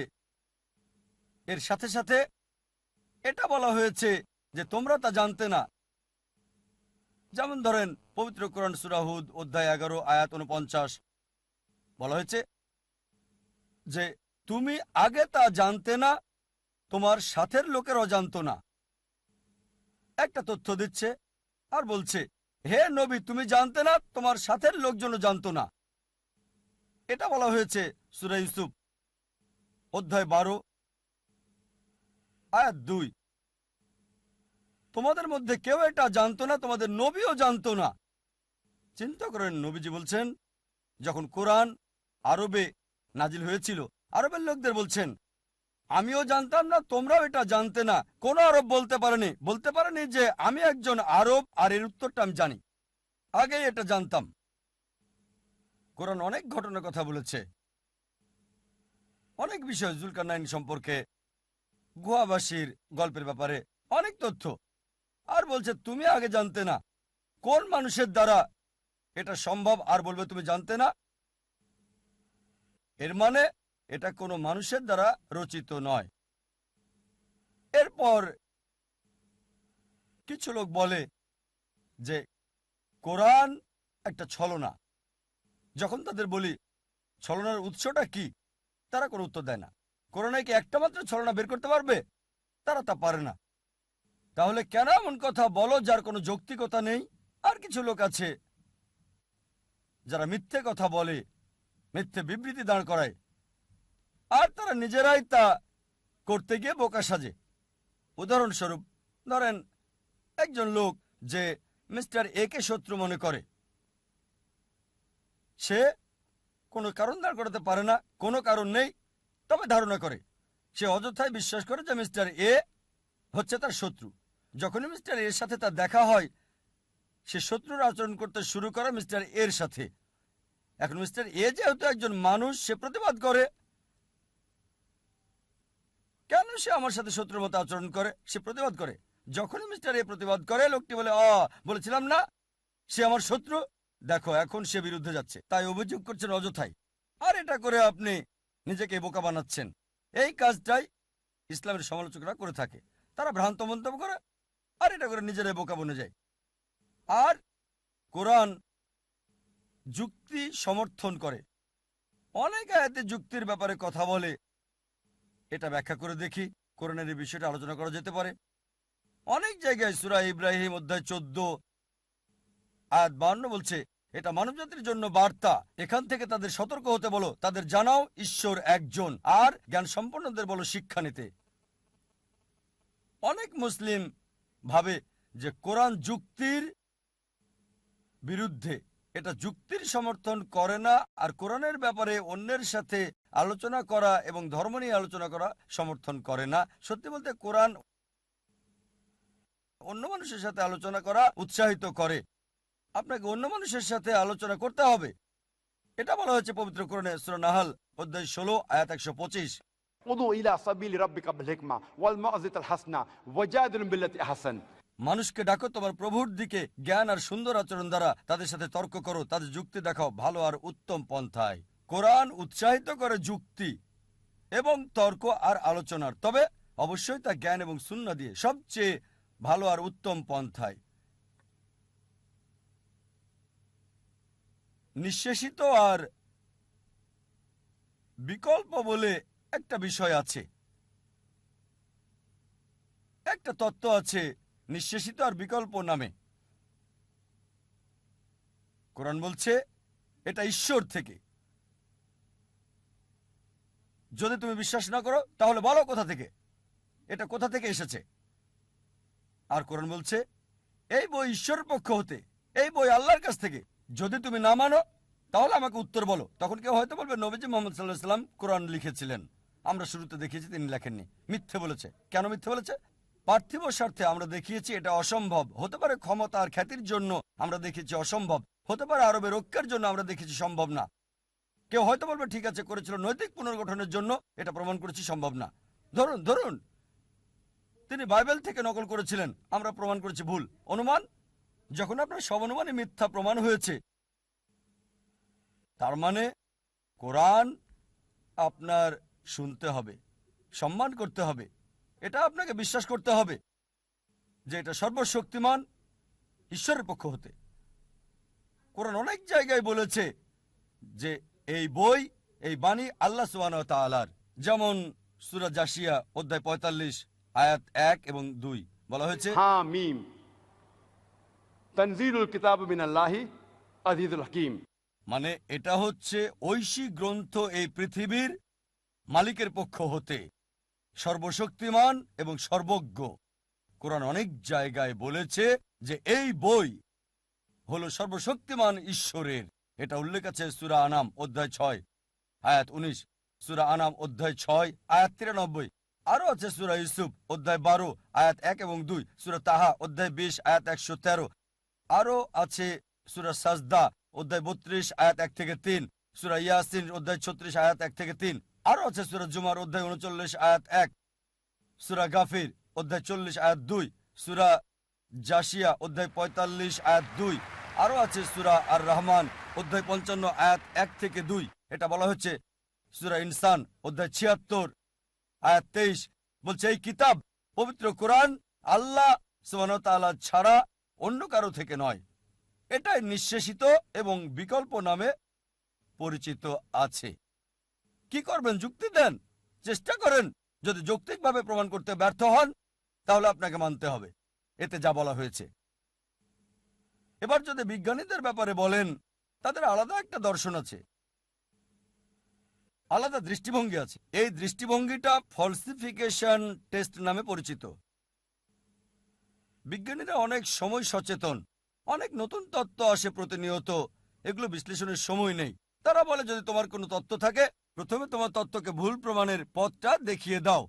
যদি কোনো নতুন তত্ত্ব পাও তাহলে দেখিয়ে দাও কিভাবে সেই তত্ত্বটাকে সকলের সামনে ভুল প্রমাণ করা যাবে। অ্যালবার্ট আইনস্টাইন 20 শতকের শুরুর দিকে কিছু বিষয় প্রস্তাব করলেন, কিভাবে মহাবিশ্ব কাজ করে। এর সাথে সাথে তিনি 3টা পথও বলেছিলেন তার তত্ত্বকে যাচাইয়ের। বিজ্ঞানীরা 6 বছর ধরে পরীক্ষা করে স্বীকার করলে এটা সঠিক। এখন যদি কেউ দেয় ফলসিফিকেশন টেস্ট, এটা বিবেচনাযোগ্য। তার মানে এই না যে লোকটা অনেক মহৎ, কাজটা অনেক বড়, হতেও পারে নাও পারে, তবে যদি কেউ ফলসিফিকেশন টেস্ট দেয় সেটা বিবেচনাযোগ্য। আর কোরআনে অসংখ্য ফলসিফিকেশন টেস্টের কথা উল্লেখ আছে। আপনি কোরআন ভুল প্রমাণ করতে চান, এটা খুবই সহজ, চেষ্টা করে দেখেন, খুবই সহজ। কিছু ফলসিফিকেশন টেস্ট আছে যেগুলো সেই সময়ের জন্য যখন কোরআন নাজিল হয়েছিল, আর কিছু এই সময়ের জন্য, এবং কিছু থাকবে শেষ দিন পর্যন্ত। আমি এখানে 4টা বা 5টা উল্লেখ করব যেহেতু সময় কম। একটা সুন্দর দৃষ্টান্ত হচ্ছে আবু লাহাবের ইতিহাস। আবুল আহাব তিনি নবীজি মুহাম্মদ সাল্লাল্লাহু আলাইহি ওয়াসাল্লামের চাচা ছিলেন। এই নামটা আসলে তাকে দেওয়া হয়েছে, যার মানে ধ্বংসের পিতা। আর সে ছিল নবীজির ঘোর শত্রুদের একজন। যখনই কাউকে দেখতো নবীজির সাথে কথা বলছে, সে অপেক্ষা করত। যখন নবীজি চলে যেতেন, লোকটির কাছে গিয়ে জিজ্ঞেস করত, নবীজি কি বলেছে? সে কি কালো বলেছে? এটা সাদা। সে কি দিন বলেছে? না, এটা রাত। সে নবীজির বিপরীত বলতো। নবীজির চিরশত্রুদের একজন ছিল সে। সে রাস্তায় চলতে চলতে অনেক সময় মিথ্যে কথা বলতো নবীজিকে ভুল প্রমাণ করার জন্য। আর পবিত্র কোরআনে একটা সূরাই আছে, সূরাটির নাম লাহাব, অধ্যায় 111, যা আমরা সবাই ভালোভাবে জানি। সালাত অনেকবার পড়া হয়, তাব্বাত ইয়াদা আবি লাহাব ওয়া তাব ইত্যাদি। এই সূরাতে উল্লেখ আছে যে আবু লাহাব এবং তার স্ত্রীকে দোজখের আগুনে পোড়ানো হবে। তার মানে কখনোই মুসলিম হবে না, তারা কখনোই ইসলাম গ্রহণ করবে না। এই সূরা নাজিল হয়েছিল আবু লাহাবের মৃত্যুর 10 বছর আগে। যখন এই সূরা নাজিল হলো, একটা কাজ আবু লাহাব করলে, ইসলাম গ্রহণ করলে কোরআন ভুল প্রমাণিত হয়ে যেত। অথচ তার অনেক সাহাবী আর বন্ধুরা সেই 10 বছরের সময় ইসলাম গ্রহণ করেছিল।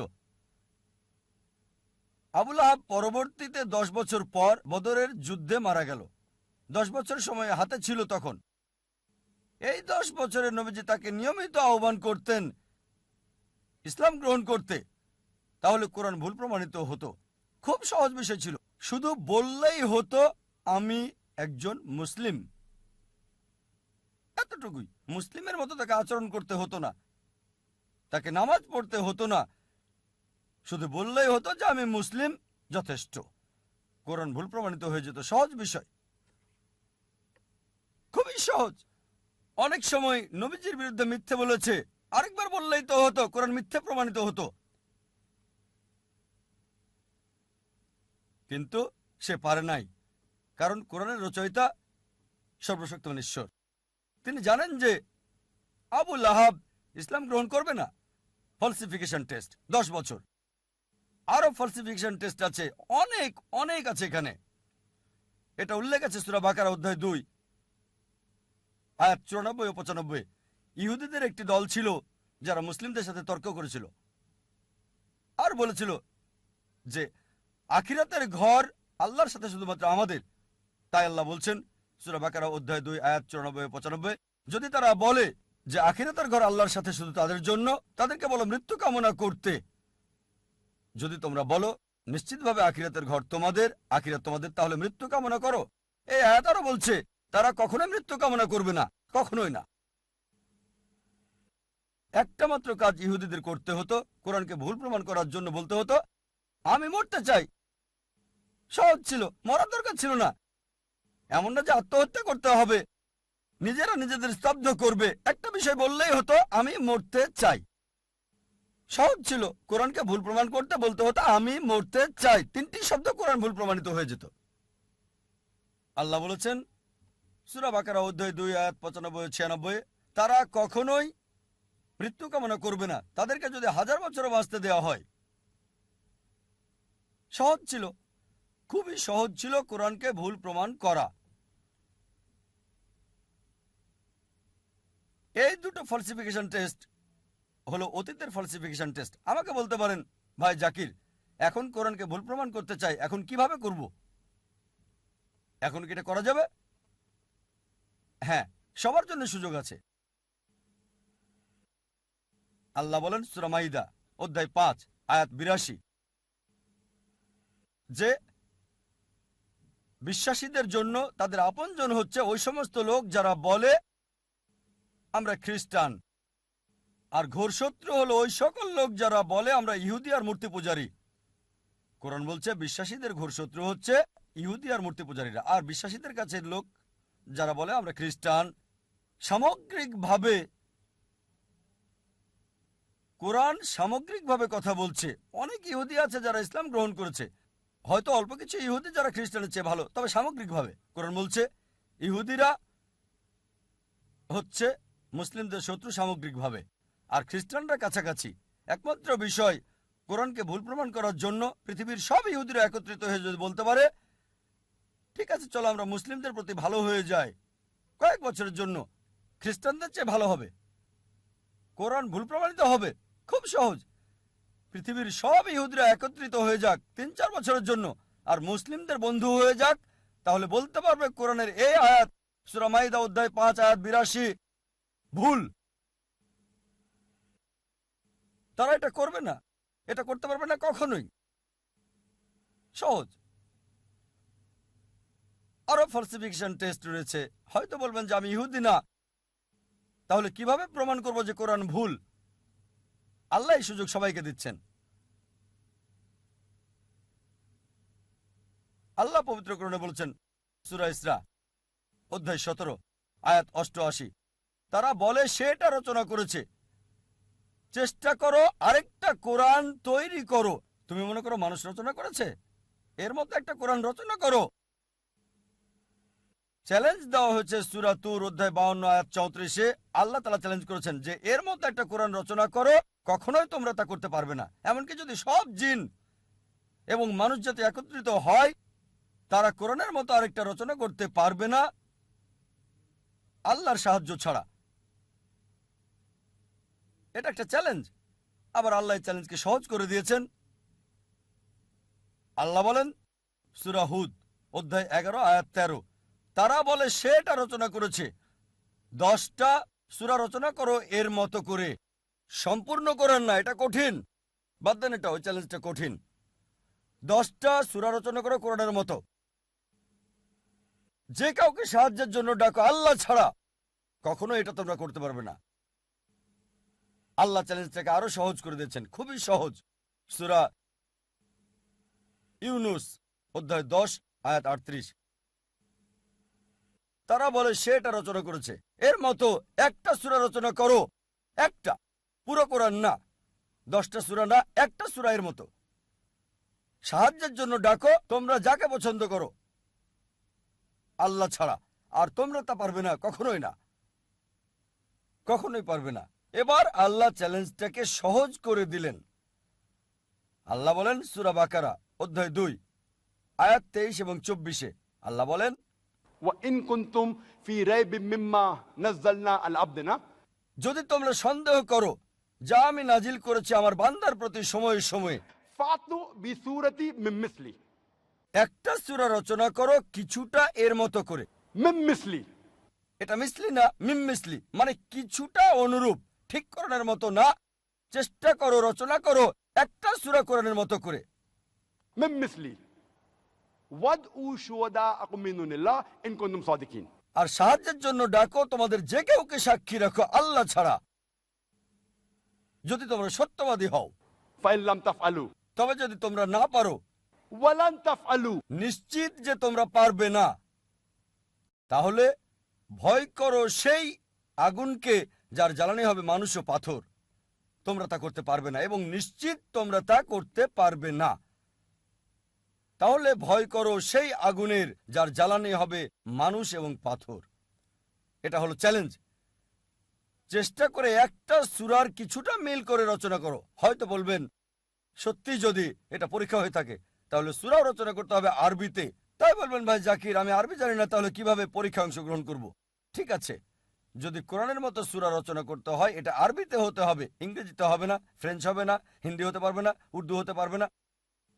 অনেকে চেষ্টা করেছে, চেষ্টা করে নাই তা না, শত শত লোকজন চেষ্টা করেছে আর তারা চরমভাবে ব্যর্থ হয়েছে। তারা চেষ্টা করেছে তবে বাস্তবতা থেকে অনেক দূরে। অনেকে চেষ্টা করেছে, অনেকের কথায় বইয়ে উল্লেখ আছে, তবে তাদের সবাই চরমভাবে ব্যর্থ হয়েছে। এখন হয়তো বলবেন ভাই জাকির আমি আরবি জানি না, ইহুদিও না, কিভাবে আমি কোরআনকে ভুল প্রমাণ করব? অনেক ফালসিফিকেশন টেস্টে আছে। আর একটার কথা বলবো, সেটাতে সবার জন্য সুযোগ আছে। আলোচনা শুরু করেছি কোরআনের একটা আয়াত দিয়ে। সূরা নিসা অধ্যায় 4 আয়াত 82-তে বলা হয়েছে أفلا يتدبرون القرآن ولو كان من عند غير الله لوجدوا فيه اختلافا كثيرا. তারা কি কোরআন নিয়ে ভাবে না আল্লাহ ছাড়া যদি অন্য কারো কাছ থেকে আসতো, অন্য কারো কাছ থেকে সর্বশক্তিমান ছাড়া, তাতে অনেক অসঙ্গতি পাওয়া যেত। তাই যদি কোরআনকে ভুল প্রমাণ করতে চান, একটা একটা কাজে আপনাকে করতে হবে, একটা মাত্র অসঙ্গতি বের করে দেখাতে হবে।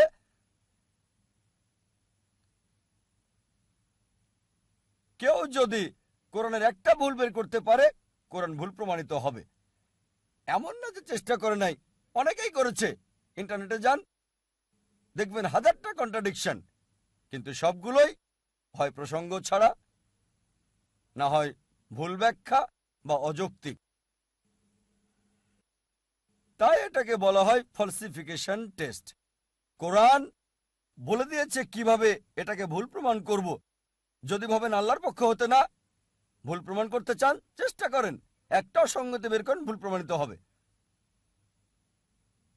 এটাই হচ্ছে ফলসিফিকেশন টেস্ট।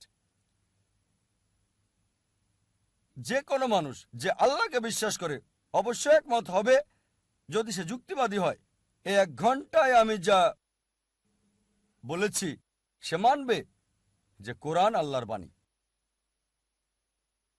তাহলে যে ঈশ্বরে বিশ্বাস করে না তার ব্যাপারে কি হবে? যদি কেউ ঈশ্বরে বিশ্বাস নাই করে, তাহলে কোরআন আল্লাহর বাণী, এই প্রশ্নটা আসবে কি করে? সুতরাং আমরা অধিকাংশ বিষয়ে কথা বলছি, তারপরও একটা বৃহৎ অংশ আছে যারা নাস্তিক, যারা বিশ্বাস করে না আল্লাহকে। তাদের ব্যাপারে কি বলবেন? তাহলে যে ঈশ্বরে বিশ্বাস করে না তার ব্যাপারে কি হবে? যদি কেউ ঈশ্বরে বিশ্বাস নাই করে, তাহলে কোরআন আল্লাহর বাণী, এই প্রশ্নটা আসবে কি করে? সুতরাং আমরা অধিকাংশ বিষয়ে কথা বলছি, তারপরও একটা বৃহৎ অংশ আছে যারা নাস্তিক, যারা বিশ্বাস করে না আল্লাহকে। তাদের ব্যাপারে কি বলবেন? যখন কোনো নাস্তিকের সাথে দেখা হয় আর যদি বলে সে ঈশ্বরে বিশ্বাস করে না, প্রথমে আমি যা করি তাকে আমি অভিনন্দন জানাই। হয়তো বলবেন, কেন জাকির একজন নাস্তিককে অভিনন্দন জানায়? তাকে ধন্যবাদ জানাই কারণ অধিকাংশ মানুষই অন্ধবিশ্বাস করে। অধিকাংশ খ্রিস্টান, তারা খ্রিস্টান কারণ তাদের বাবা খ্রিস্টান। সে হিন্দু কারণ তার বাবা হিন্দু। অনেকে মুসলিম কারণ বাবা মুসলিম। তারা চিন্তা করে দেখে না এই নাস্তিক চিন্তা করেছে।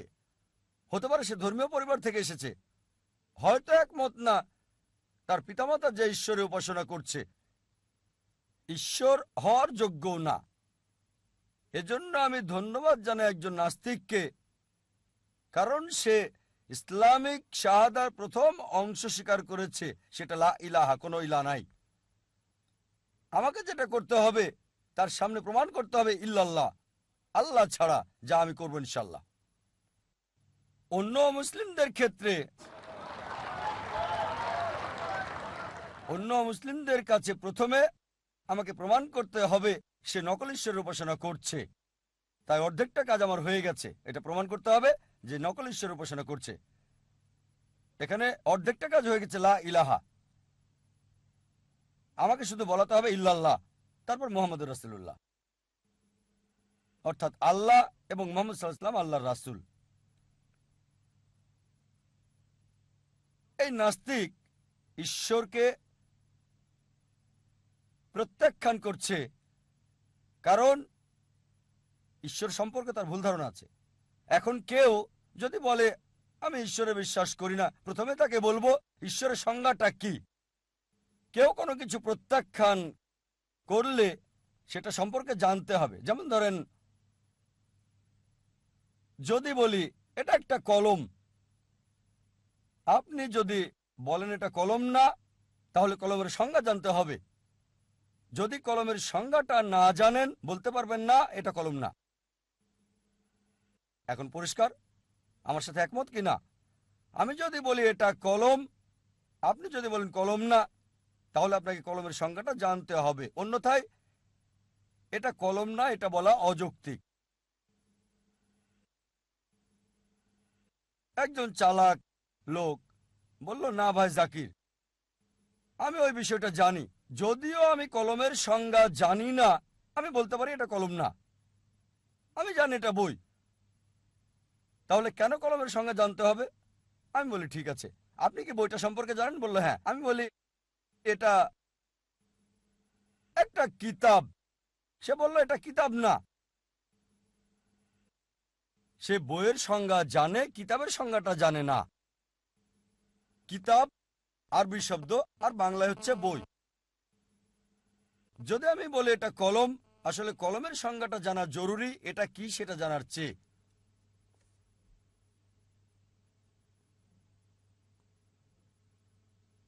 একইভাবে যদি কেউ বলে কোনো ঈশ্বর নেই, প্রথমে তাকে বলবো ঈশ্বরের সংজ্ঞাটা কি। তারা সংজ্ঞা দেয় যা দেখে তার ভিত্তিতে ঈশ্বর মিথ্যে কথা বলে।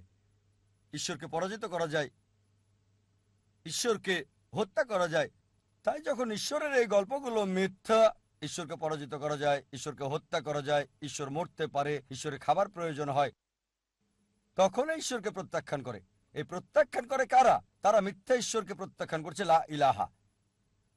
একইভাবে কেউ যদি বিশ্বাস করে ইসলাম হলো সন্ত্রাসবাদের ধর্ম, ইসলাম হলো নিষ্ঠুর ধর্ম, ইসলাম অবৈজ্ঞানিক ধর্ম, ইসলাম এমন একটা ধর্ম যা নারীকে অধিকার দেয় না, আর সে ইসলামকে প্রত্যাখ্যান করছে, তাহলে তো আমিও প্রত্যাখ্যান করবো এমন ইসলাম। কারণ আমি জানি ইসলাম একটা দয়ার ধর্ম, ইসলাম বৈজ্ঞানিক ধর্ম, ইসলাম মানবাধিকার দেয়, ইসলাম নারীর অধিকার দেয়। আমি কি করব? আমি বলবো তুমি যে ইসলাম দেখেছো তা প্রত্যাখ্যান করা উচিত, তবে আসল ইসলাম হচ্ছে, আমি তার সামনে সত্য ইসলাম তুলে ধরব। একইভাবে যখন এই লোকগুলো মিথ্যা ঈশ্বরকে প্রত্যাখ্যান করছে, তখন তাদের সামনে আমাদেরকে তুলে ধরতে হবে সত্য ঈশ্বরের ধারণা আর সর্বশক্তিমান আল্লাহ সুবহানাহু ওয়া তাআলার সংজ্ঞা কোরআনে দেওয়া হয়েছে। এটা সূরা ইখলাস অধ্যায় 112 আয়াত 1 থেকে 4 বলা হয়েছে, কুল হুয়াল্লাহু আহাদ, বলো তিনি আল্লাহ এক, অদ্বিতীয়। আল্লাহুস সামাদ, আল্লাহ স্বয়ংসম্পূর্ণ এবং চিরস্থায়ী। লাম ইয়ালিদ ওয়া লাম ইউলাদ, তিনি কাউকে জন্ম দেননি, কখনো জন্ম নেননি, ওয়া লাম ইয়াকুল লাহু কুফুয়ান আহাদ, এবং কোনো কিছুই তার মতো না। এটা হলো 4 লাইনের সংজ্ঞা আল্লাহ সুবহানাহু ওয়া তাআলার। কেউ যদি বলে যে এই লোক ঈশ্বর, যদি ওই ব্যক্তি 4 লাইনের সংজ্ঞার সাথে মিলে যায়, আমাদের মুসলিমদের কোনো আপত্তি থাকবে না তাকে ঈশ্বর হিসেবে মানতে। প্রথম হচ্ছে কুল হুয়াল্লাহু আহাদ, বলো তিনি আল্লাহ এক, অদ্বিতীয়। দ্বিতীয় হচ্ছে আল্লাহুস সামাদ, আল্লাহ স্বয়ংসম্পূর্ণ চিরস্থায়ী, লাম ইয়ালিদ ওয়া লাম ইউলাদ, তিনি কাউকে জন্ম দেননি, কখনো জন্ম ওয়া লাম নেননি, ইয়াকুল লাহু কুফুয়ান আহাদ। কোনো কিছুই তার মতো না। অনেকেই আছে যারা বলে যে রজনীশ সর্বশক্তিমান ঈশ্বর। চলুন ভগবান রজনীশকে সূরা ইখলাস দিয়ে পরীক্ষা করি।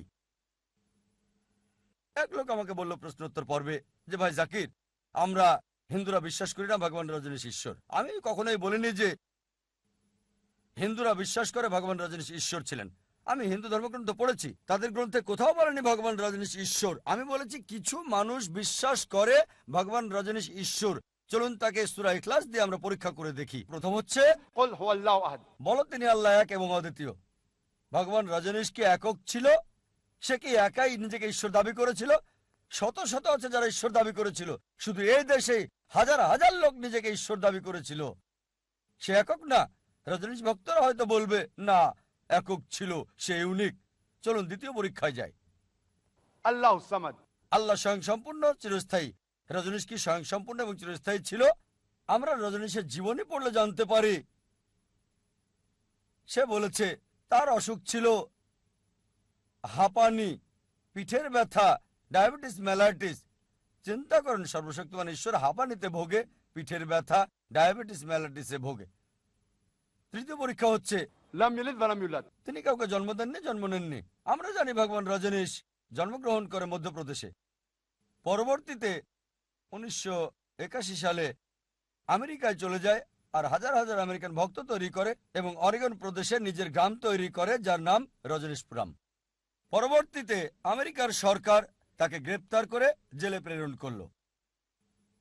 রজনীশ অভিযোগ করল যে আমেরিকার সরকার তাকে স্লো পয়জনিং করেছে জেলখানায়। চিন্তা করেন, সর্বশক্তিমান ঈশ্বরকে স্লো পয়জন করা হয়।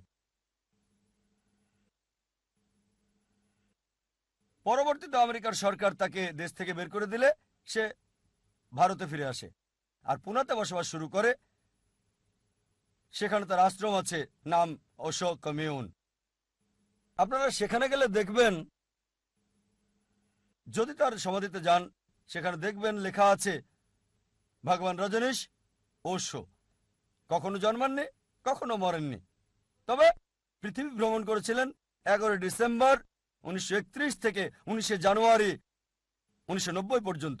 কখনো জন্মাননি, কখনো মরেননি, তবে পৃথিবী ভ্রমণ করেছিলেন 11 ডিসেম্বর 1931 থেকে 19 জানুয়ারি 1990 পর্যন্ত। তার সমাধিতে এটা লিখতে ভুলে গেছে যে পৃথিবীর 21টিরও বেশি দেশ তাকে ভিসা দেয়নি। সর্বশক্তিমান ঈশ্বর পৃথিবী ভ্রমণ করতে আসছেন আর তার ভিসা লাগে। আর গ্রিসের আর্ক বিশপ বলেছেন, যদি তোমরা রজনীশকে দেশ থেকে না তাড়াও তাহলে তার বাড়ি এবং তার অনুসারীদের বাড়ি পুড়িয়ে দেব। শেষ পরীক্ষা, ولم يكن له كفوا أحد। তার মতো আর কিছুই নাই। আর এটা এমন পরীক্ষা সর্বশক্তিমান আল্লাহ ছাড়া কেউ পাশ করতে পারবে না। যখনই সর্বশক্তিমান আল্লাহকে কোনো কিছুর সাথে তুলনা করবেন, কোনো কিছুর সাথে, সে আর আল্লাহ না, ولم يكن له كفوا أحد। কোনো কিছুই তার মতো না। ধরেন কেউ একজন বলল সর্বশক্তিমান ঈশ্বর হলো আর্নল্ড সোয়াজনিগারের চেয়ে 1000 গুণ বেশি শক্তিশালী। হয়তো সোয়াজনিগারের নাম শুনেছেন, যাকে উপাধি দেওয়া হয়েছিল মিস্টার ওয়ার্ল্ড, পৃথিবীর সবচেয়ে শক্তিশালী মানুষ, মিস্টার ইউনিভার্স, বিশ্বের সবচেয়ে শক্তিশালী মানুষ। যদি কেউ বলে সর্বশক্তিমান ঈশ্বর 1000 গুণ বেশি শক্তিশালী সোয়াজনিগারের চেয়ে, যখন ঈশ্বরকে কোনো কিছুর সাথে তুলনা করবেন, হোক সেটা আর্নল্ড সোয়াজনিগার, হোক সেটা দারা সিং, অথবা হোক কিংকং, হোক সেটা 1000 গুণ বা মিলিয়ন গুণ বেশি, যখনই কোনো কিছুর সাথে ঈশ্বরকে তুলনা করলেন, সে আর ঈশ্বর না, ولم يكن له كفوا أحد। তার মতো আর কিছুই নাই। আমরা জানি ভগবান রজনীশ সাদা কাপড় পরতেন, তার দাড়ি ছিল, দুটো চোখ ছিল, একটা নাক, দুটো হাত। ঈশ্বরকে কোনো কিছুর সাথে তুলনা করলে সে আর ঈশ্বর না। ولم يكن له كفوا أحد। অন্যথায় আল্লাহ কোরআনে বলেছেন, সূরা ইসরা অধ্যায় 17 আয়াত 110, قل ادعوا الله أو ادعوا الرحمن أيما تدعوا فله الأسماء الحسنى। বলো আল্লাহ আর রহমান বলো, যে নামেই তাকে ডাকো তার রয়েছে সুন্দর সুন্দর নাম। আল্লাহকে যে কোনো নামে ডাকতে পারেন, তবে সেটা সুন্দর নাম হতে হবে, মনে কোনো ছবি ভাসবে না, আল্লাহর দেওয়া নাম হতে হবে সেটা। এই কথা সূরা ইসরা অধ্যায় 17 আয়াত 110 ছাড়াও উল্লেখ আছে সূরা আরাফ অধ্যায় 7 আয়াত 180, সূরা তাহা অধ্যায় 20 আয়াত 8, এছাড়াও সূরা হাশর অধ্যায় 59 আয়াত 24 বলা হয়েছে আল্লাহর আছে সুন্দর সুন্দর নাম। অনেক নাস্তিক যারা বিজ্ঞানে বিশ্বাস করে, এই যুক্তির সবগুলো হয়তো তাদের সম্পূর্ণ তুষ্ট করবে না। অনেক নাস্তিক যারা বলে বিজ্ঞান হলো মানদণ্ড, তাদের মতে বিজ্ঞান সম্পূর্ণ। তাহলে চলুন এই সকল নাস্তিকদের কাছে প্রমাণ করি আল্লাহ সুবহানাহু ওয়া তাআলার অস্তিত্ব।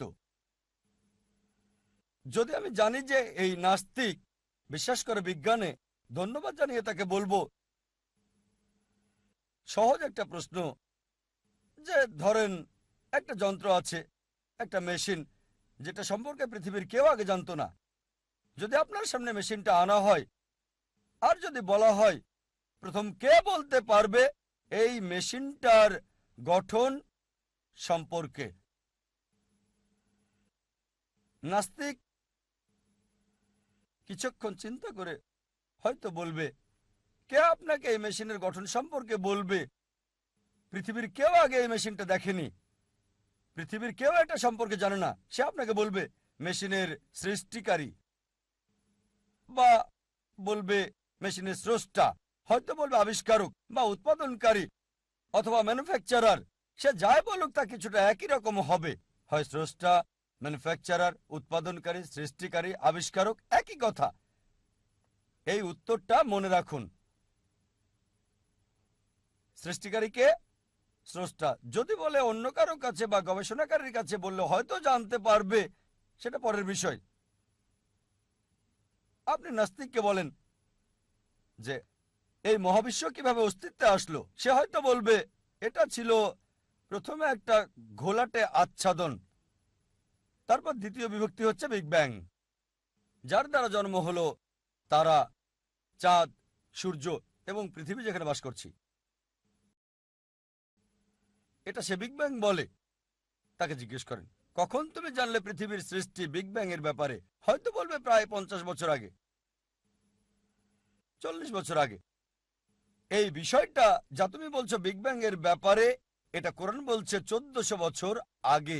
সূরা আম্বিয়া অধ্যায় 21 আয়াত 30 আল্লাহ তাআলা বলেছেন, अवलम यरल लज़ीना कफरू অবিশ্বাসের কি দেখে না अन्न समावाति वल अर्दा कानत रतकन फतकनाहुमा। যে আকাশমণ্ডলী ও পৃথিবী একত্রিত ছিল, বিস্ফোরণের মাধ্যমে পৃথক করেছি।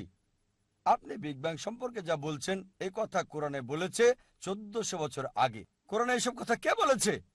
সে বলবে হতে পারে এটা ধারণা বা কেউ লিখেছিল, সমস্যা নেই, তর্ক করছি না। পরের প্রশ্নে যাই, পৃথিবীর আকৃতি কি? আপনাকে বলবে লোকজন আগে ভাবতো যে পৃথিবী চ্যাপ্টা, আর 1577 সালে স্যার ফ্রান্সিস ড্রেক পুরো পৃথিবী ভ্রমণ করেছিলেন আর প্রমাণ করেছিলেন যে পৃথিবী গোলাকার। আপনি তাকে বলুন, কোরআন বলছে সূরা নাজিয়াত অধ্যায় 79 আয়াত 30, वल अर्द बाद ज़ालिका दहाहा। আমি পৃথিবীকে ডিম্বাকৃতি করে বানিয়েছি। আরবি শব্দ দাহাহা এর একটা মানে হচ্ছে প্রসারণ, পৃথিবী প্রসারিত। আরেকটা অর্থ যার মূল শব্দ এসেছে আরবি দুইয়া থেকে, যার অর্থ একটা ডিম। আর আমরা এখন জানি যে পৃথিবী পুরোপুরি বলের মতো গোলাকার না, পোল থেকে কিছুটা চ্যাপ্টা আর কেন্দ্র থেকে কিছুটা সরু। এটা হচ্ছে ভূগোলাকৃতির, কিছুটা ডিমের মতো। আর আরবি শব্দ দুইয়া স্বাভাবিক ডিমকে বোঝায় না, এটা বিশেষ করে উট পাখির ডিমকে বোঝায়। যদি উট পাখির ডিমের আকৃতি দেখে থাকেন, ডিমটা আবার হয় ভূগোলাকৃতির। চিন্তা করেন, কোরআন 1400 বছর আগে বলেছে পৃথিবীর এই আকৃতির কথা। কে এটা বলেছে? সে আপনাকে বলবে আপনাদের নবী মুহাম্মদ সাল্লাল্লাহু আলাইহি সাল্লাম খুব জ্ঞানী লোক ছিলেন, তর্ক করছি না। আবার বলছি, চাঁদের আলো তার নিজস্ব আলো নাকি প্রতিফলিত আলো? নাস্তিক আপনাকে বলবে আগে ভাবতাম যে চাঁদের আলো নিজস্ব আলো, কিন্তু এখন আমরা জানি চাঁদের আলো তার নিজস্ব আলো না, এটা প্রতিফলিত আলো। কখন তুমি জানলে? সে বলবে আমরা জেনেছি সেদিন, 50 বছর আগে, 100 বছর আগে, 200 বছর আগে। কোরআন বলছে 1400 বছর আগে। সূরা ফুরকান অধ্যায় 25 আয়াত 61, যে প্রশংসা তার যিনি আকাশে তারকারাজি স্থাপন করেছেন, তার মধ্যে সূর্য শামস যার নিজস্ব আলো আছে, আর চাঁদ যা ধার করা আলো। সূর্যের আরবি শব্দ হচ্ছে শামস। এর আলোকে আরো বলা হয় সিরাজ ওয়াহাজ, মানে টর্চ বা জ্বলন্ত বাতি। চাঁদকে আরবিতে বলা হয় কামার। এর আলোকে বলা হয় মুনির বা নূর। মুনির মানে ধার করা আলো, আর নূর মানে প্রতিফলিত আলো।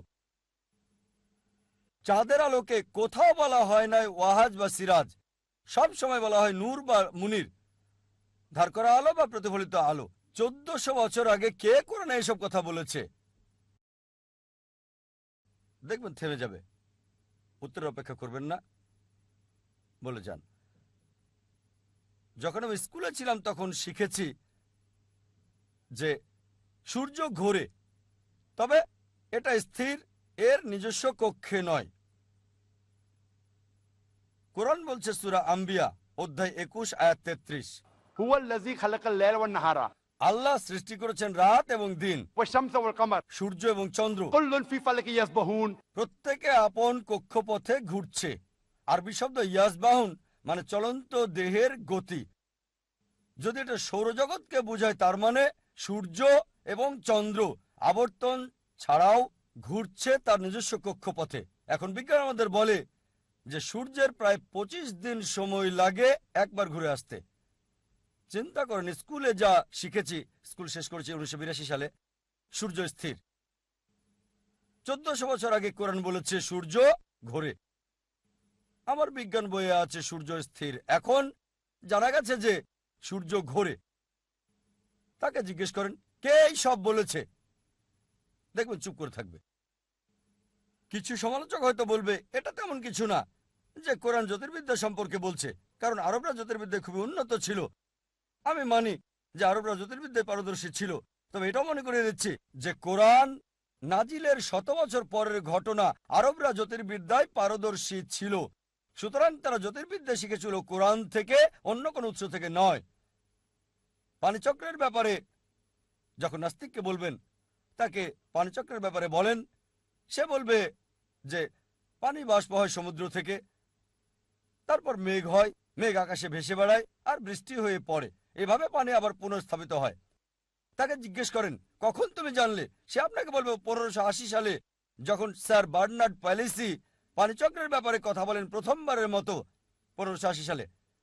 আবার বলেন যা তুমি 1580 সালে জেনেছো, মাত্র 100 বছর আগে কোরআন বলেছে 1400 বছর আগে কোরআন বলছে পানি সমুদ্র থেকে বাষ্প হয়, মেঘে পরিণত হয়, মেঘ আকাশে ভেসে বেড়ায়, আবার বৃষ্টির রূপে পতিত হয়, তারপর পানি জমা হয়। পানি চক্রের ব্যাপারে কোরআনে বলা হয়েছে বিস্তারিতভাবে অনেক জায়গায়। সূরা জুমার অধ্যায় 39 আয়াত 21, সূরা রুম অধ্যায় 30 আয়াত 24, সূরা হিজর অধ্যায় 15 আয়াত 22, সূরা মুমিনুন অধ্যায় 23 আয়াত 18, সূরা রুম অধ্যায় 30 আয়াত 48, সূরা নূর অধ্যায় 24 আয়াত 43। আরও আছে সূরা নাবা অধ্যায় 74 আয়াত 12 থেকে 14। বলা হয়েছে সূরা আরাফ অধ্যায় 7 আয়াত 57, সূরা রদ অধ্যায় 13 আয়াত 17। উল্লেখ আছে সূরা ফুরকান অধ্যায় 25 আয়াত 48 ও 49। আরও আছে সূরা ইয়াসিন অধ্যায় 36 আয়াত 34। আরও আছে সূরা ফাতির অধ্যায় 35 আয়াত 9। আরও আছে সূরা জাসিয়া অধ্যায় 45 আয়াত 5, সূরা কাফ অধ্যায় 50 আয়াত 9 এবং 10, সূরা ওয়াকিয়া অধ্যায় 56 আয়াত 67 থেকে 70। আরও আছে সূরা তারিক অধ্যায় 86 আয়াত 11। এভাবে আমি শুধু যেতেই থাকবো। কোরআন থেকে শুধু উদ্ধৃতি দেওয়া যাবে যেগুলো কেবল পানিচক্র নিয়েই কথা বলছে। কোরআন পানিচক্র সম্পর্কে বিস্তারিত বলছে। কে কোরআনে 1400 বছর আগে এসব বলেছে? কোনো উত্তর দেবে না? ঠিক আছে, বলে যান। কোরআন ভূগোল নিয়ে বলছে। ভূতত্ত্ববিদরা বলে পৃথিবীর পুরুত্ব 3750 মাইল। সবচেয়ে গভীরের স্তর গরম এবং তরল, মাঝের স্তরটা কিছুটা পাতলা, তবে 1 থেকে 20 মাইলের মতো হবে। আর এখানে ভূমিকম্পের সম্ভাবনা, সেটার কারণ হচ্ছে ভাঁজ সংক্রান্ত, যার কারণে পর্বত সৃষ্টি হয় আর পৃথিবীকে নড়াচড়া থেকে রক্ষা করে। আল্লাহ বলেছেন কোরআনে, পবিত্র কোরআনে বলা হয়েছে সূরা নাবা অধ্যায় 78 আয়াত 7 এবং 8। আল্লাহ বলেন, والجبال أوتادا। আমি পৃথিবীকে করেছি সমতল আর পর্বতসমূহকে খুঁটি। যে কথা বিজ্ঞানও আজ বলছে। একই কথা বলা হয়েছে সূরা আম্বিয়া অধ্যায় 21 আয়াত 31, যে আমি পৃথিবীতে স্থাপন করেছি সুদৃঢ় পর্বত, না হলে পৃথিবী তো হেলে যেত। সমুদ্র বিজ্ঞানের ক্ষেত্রে আগে আমরা জানতাম যে 2 ধরনের পানি রয়েছে, নোনা পানি আর মিষ্টি পানি। কিন্তু কোরআন বলছে সূরা ফুরকান অধ্যায় 25 আয়াত 53 যে তিনি 2 সমুদ্রকে মিলিতভাবে প্রবাহিত করেছেন, একটি মিষ্ট সুপেয়, অন্যটি লোনা তিক্ত, যদিও পাশাপাশি প্রবাহমান, একে অন্যের সাথে মিশে যায় না। এক অন্তরায় আছে, অনতিক্রম্য ব্যবধান। কিন্তু অন্তরায় অনতিক্রম্য ব্যবধান বলতে কোরআন এখানে কি বুঝিয়েছে? আমরা জানি যখন এক ধরনের পানি আরেক ধরনের পানির মধ্যে দিয়ে প্রবাহিত হয় তখন সক্রিয়তা হারিয়ে ফেলে, একত্রিত হয়ে যায়, মিশে যায় প্রবাহের সাথে। এই একত্রিত হয়ে যাওয়ার স্থানটাকে কোরআনে বলা হয়েছে অন্তরায় বারজাক। কোরআন এটা বলেছে 1400 বছর আগে। কোরআন বায়োলজি নিয়েও বলছে। এটা হচ্ছে সূরা আম্বিয়া অধ্যায় 21 আয়াত 30। وجعلنا من الماء كل شيء أفلا يؤمنون। আমি প্রাণবন্ত সবকিছু সৃষ্টি করেছি পানি থেকে, তবু কি তারা বিশ্বাস করবে না? আরবের মরুভূমিতে কে বিশ্বাস করত যে সবকিছু পানি থেকে সৃষ্টি? এখন বিজ্ঞান আমাদের বলছে প্রাণবন্ত সবকিছু পানি থেকে সৃষ্টি। একটা থিওরি আছে, থিওরি অফ প্রবাবিলিটি। ধরেন আপনি একটা অনুমান করলেন, আপনার সঠিক হওয়ার সম্ভাবনাটা নির্ভর করে অপশনের উপর। যেমন ধরেন আমি যদি টস দেই হেড অথবা টেইলস, তার মানে হচ্ছে সঠিক হওয়ার সম্ভাবনা 2 এর মধ্যে 1, অর্ধেক 50%। দুটো অপশন, সঠিক হওয়ার সম্ভাবনা 2 এর মধ্যে 1, 50%। যদি 2 বার টস দেই তাহলে সঠিক হওয়ার সম্ভাবনাটা 2 এর মধ্যে 1, 2 এর মধ্যে 1। যদি 4 এর মধ্যে 1 হয় তাহলে 25%। যদি টস দেই 3 বারই, সঠিক হব তার সম্ভাবনা 2 এর মধ্যে 1 এর 2 এর মধ্যে 1 এর 2 এর মধ্যে 1, তার মানে 8 এর মধ্যে 1, অর্থাৎ 12.5%।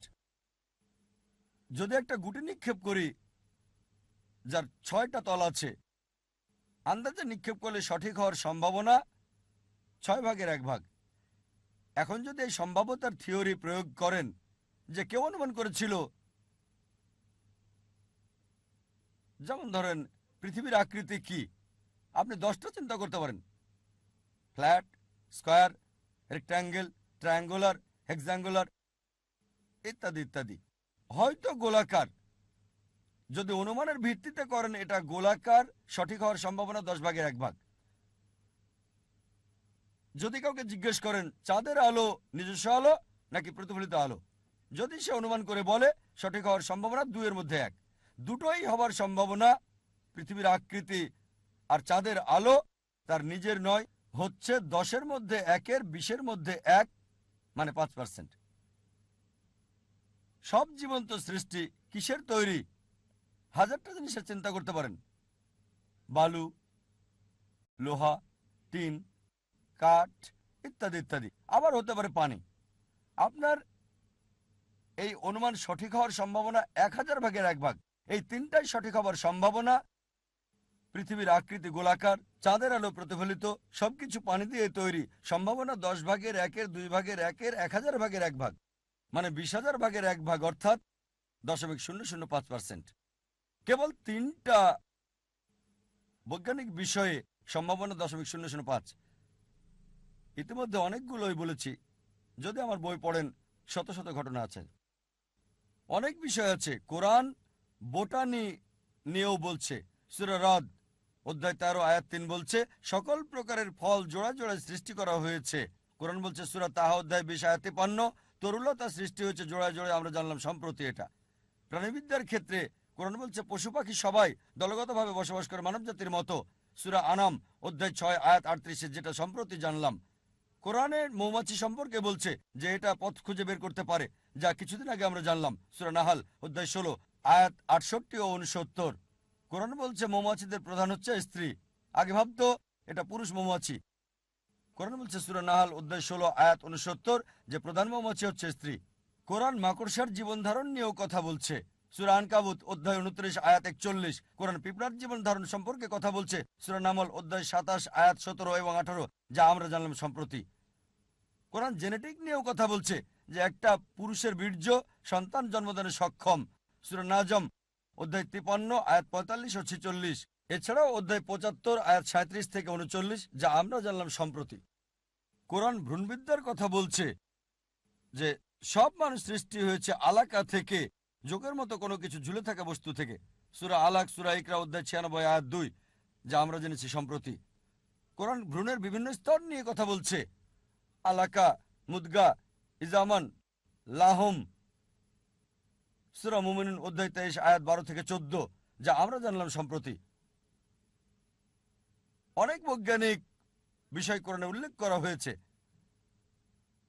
আর মাত্র দুটোর কথা বলছি। অনেকেই আছে যারা বলে মানুষ মরে যাওয়ার পরে কবর দেওয়া হয়ে গেলে আমাদের হাড়গুলো হারিয়ে যায়। আল্লাহ সুবহানাহু ওয়া তাআলা কিভাবে আমাদের হাড়গুলোকে একত্রিত করবেন বিচারের দিনে?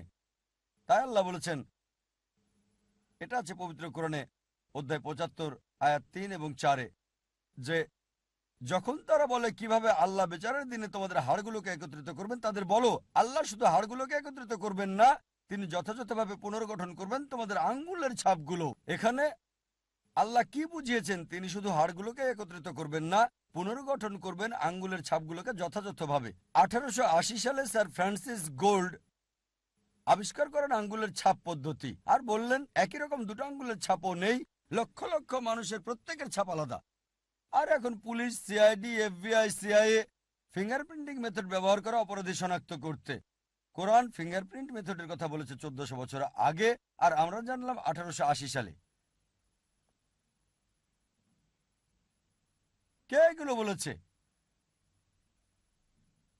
আরেকটা বিষয় বলতে চাই বিজ্ঞানের আলোচনার পরে। একজন বিজ্ঞানী ছিলেন, তার নাম প্রফেসর তাগাতার তেজাসান। তিনি হচ্ছেন থাইল্যান্ডের নাগরিক। তিনি গবেষণা করেছিলেন ব্যথা অনুভবের উপর। আমরা মানুষরা আগে ভাবতাম, ডাক্তারও মনে করত ব্যথা শুধু অনুভব করতে পারে মানুষের ব্রেন, আর এখন জানলাম চামড়ায় নির্দিষ্ট কিছু রিসেপ্টর আছে যেগুলোর কারণে ব্যথা অনুভব করা যায়। এ কারণে যখন কেউ পুড়ে যাওয়ার পর ডাক্তারের কাছে আসে, ডাক্তার সেই পোড়া অংশটা আগে চিকিৎসা করে। যদি রোগী ব্যথা অনুভব করে, ডাক্তার খুশি হয়, কারণ অনুভবকারী টিস্যু আছে। যদি ব্যথা অনুভব না করে, ডাক্তার হতাশ হয়, ব্যথা অনুভবকারী টিস্যুগুলো নষ্ট হয়ে গেছে।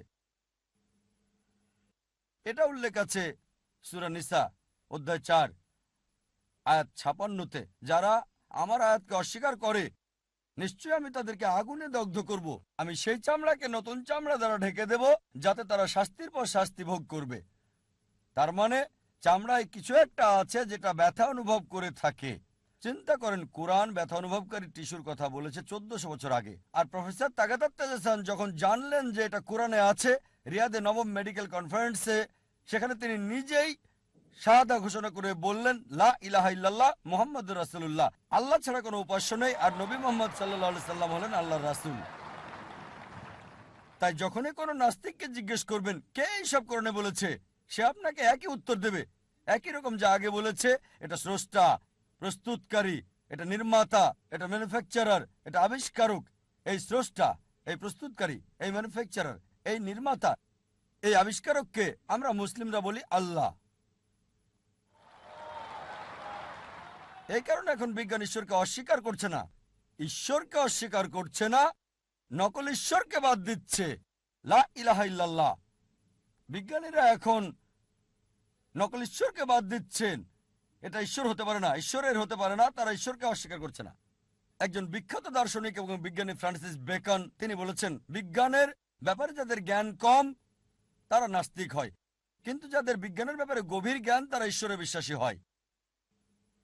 আমি আমার বক্তব্য কোরআনের একটা উদ্ধৃতি দিয়ে শেষ করতে চাই। সূরা ফুসিলাত অধ্যায় 41 আয়াত 53।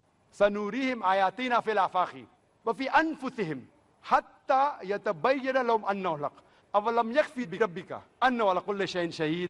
শীঘ্রই আমি তাদেরকে আমার নিদর্শন দেখাবো, দূরে আর দিগন্তে এবং তাদের নিজেদের মধ্যে, যতক্ষণ না এটা পরিষ্কার হয় যে এটাই সত্য। ওয়া আখির দাওয়ানা আনিল হামদুলিল্লাহি রাব্বিল আলামিন।